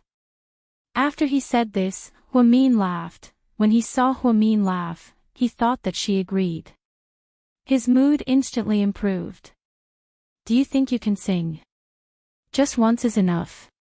You've listened to too many of Yang Zhongwei's songs, haven't you? Jiang Yi, do you think something like this can stump my husband? You're even threatening me. You're so childish. Have you stopped drinking? Jiang Yi, sleep with you. If I lit a fire behind you with a lighter, would you be able to go up into the sky? Do you really think you're a rocket? Jiang Yi, since you're so brainless and said such stupid things, I won't stoop to your level, but I have a suggestion for you. Next time, don't stop when you leave the house. After speaking, Hua-min turned around and left. It was a complete waste of her precious time, listening to him bullshit. Did he really think that she was a little white rabbit, a Mary Sue, who would cry and beg for help or sacrifice herself? She wasn't that dumb. She knew how to weigh the pros and cons of a situation. It had been a long time since she scolded someone like this. Hua-min felt especially good, as if all the bad luck she had been holding in for the day was gone. After being scolded, Jiang Yi didn't get angry. Instead, he laughed. It turned out that this woman was such a weirdo when it came to scolding people. No wonder Su Yu fell in love with her. Interesting, what an interesting woman. Jiang Yi stood on the rooftop and laughed to himself. When they got off work, Qin Chu came to pick Hua-min up. The two drove back to the Qin manor. Hua-min didn't ask about the company, so she trusted that Qin Chu would take care of it. Inside the Qin manor, when the two elders of the Qin family saw that their son and daughter-in-law had returned, they were especially enthusiastic. Mrs. Qin handed a cup of rose tea to Hua-min. It's cold outside, isn't it? Have some flower tea. Thank you, Mom. Huamian sat next to Mrs. Qin and chatted casually. Qin Chu, S. Qin Chu's, S. Est, Chu, I know everything about the company. Dad, it's not a big deal. Don't worry, I can take care of it. I believe in your abilities. I just think it's too tiring for you. I think it's better to sell GK Entertainment. We can focus on real estate and jewelry. We don't need that little bit of money. The older generation was old-fashioned. Qin Chu's father didn't think that running an entertainment company was the right way to go, so he wanted to use this opportunity to persuade his son to give up. Dad. I understand what you're thinking, but it's not what you think. Entertainment is profitable, and we can diversify. Not only can we invest in movies and TV series, but we can also promote more celebrities. We can also expand our endorsements and perform in many commercial projects. Anyways, I'm quite interested. Seeing that Qin Chu was insistent, Qin Chu's father didn't say anything else. At dinner, the housekeeper made a lot of delicious dishes. The four of them sat around the table and ate. Lady Qin kept putting food into Huamin's bowl. Mian, eat more. You're preparing for pregnancy, you need to eat better. I'll do it myself, Mom. Huamin was a little embarrassed and lowered his head. I hope you guys have your own children soon. Your mom and I aren't young anymore. I don't know if we'll have the chance to see our grandchildren grow up. Ha! I've been dreaming about it. Qin Chu's father drank a few more glasses of white wine and spoke his mind. Dad. Qin Chu immediately reminded him. He didn't want Huamin to feel burdened.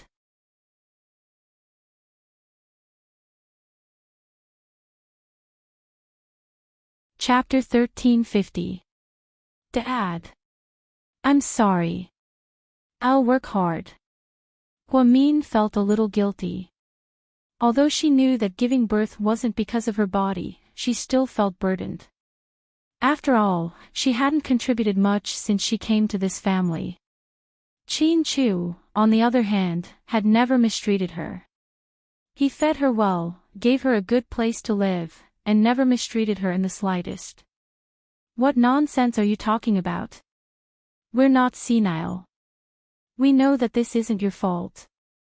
We just feel that fate hasn't arrived yet. I hope that while our bodies are still strong, we can help you take care of your grandchildren, or granddaughters, anything is fine. Qin Chu's father comforted Huamin. It was already 8 p.m. by the time they left after dinner. On the way, Qin Chu tilted his head and said to Huamin, "Don't take my dad's words to heart. He likes to nag when he's drunk." "I won't, I understand how he feels. Emichim, you promised him that you'd work hard, so when we get back, don't say that. You're so annoying." Huamin knew that Mr. Qin was going to turn yellow again, so he hit him in advance. "What I meant was that when we get back, we need to educate ourselves on how to be good parents to a newborn." Huamin, so... Honey, why did you hit me so angrily? Qin Chu laughed. How do you have the time to talk to me? Look at how difficult your company is right now. It's nothing. It's not worth mentioning. Qin Chu spent the entire day at the company researching the PR crisis. He didn't find it particularly troublesome. There was another reason why Qin Chu didn't listen to his father and give up on the entertainment business. He started GK Entertainment because he wanted to compete with Suyu. If he sold it now, wouldn't he be admitting defeat? He couldn't admit defeat to anyone, whether it was Suyu or Hua Xiqin. He had to win, because only by becoming the strongest he could protect his wife better. He always knew how outstanding Huamin was, and he always knew how many people wanted her. He couldn't tell her, but he had to be careful of anyone or anything that could ruin their relationship. This was the pressure of being a man, just like how he once joked with Huamian that the women who were after him were easy to deal with, Huamian thought. And the men who have their eyes on you are all hardcore fans, so they are especially hard to deal with. Although it was a joke, it was the truth.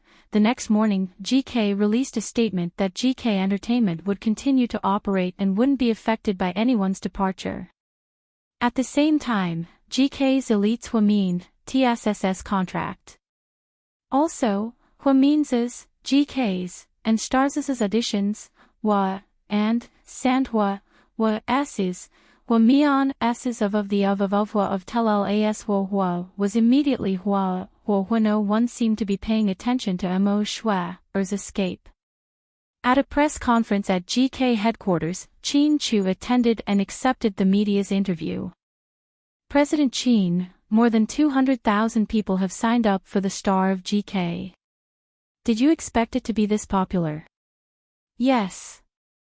As expected, Mr. Chin was still as arrogant as ever. It made the young reporter feel awkward. President Chin, will GK fully ban the artists who betrayed you in the past?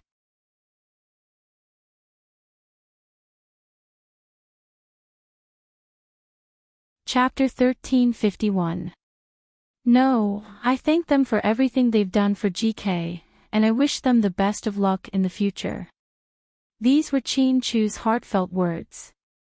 He didn't need to ban those artists, he was generous enough to do things. After all, he wasn't on the same level as those artists. President Chin, a new year has begun. Do you have any wishes this year? Do you plan on working on bigger projects? Chin Chu lowered his head and was silent for a few seconds. Then, he replied in all seriousness, I hope I won't be so busy in the new year. I'll take some time off to go to California with my wife. Why go to California? Is there a special reason? The reporter asked. Because we both love the song Hotel California. I promised her that I'd take her to see the sunrise and sunset in California. Wow. President Chin, you love your wife so much. Are you planning on having a baby this year? It all depends on my wife's mood, Chin Chu replied cleverly. Chin Chu's interview tortured a bunch of single people.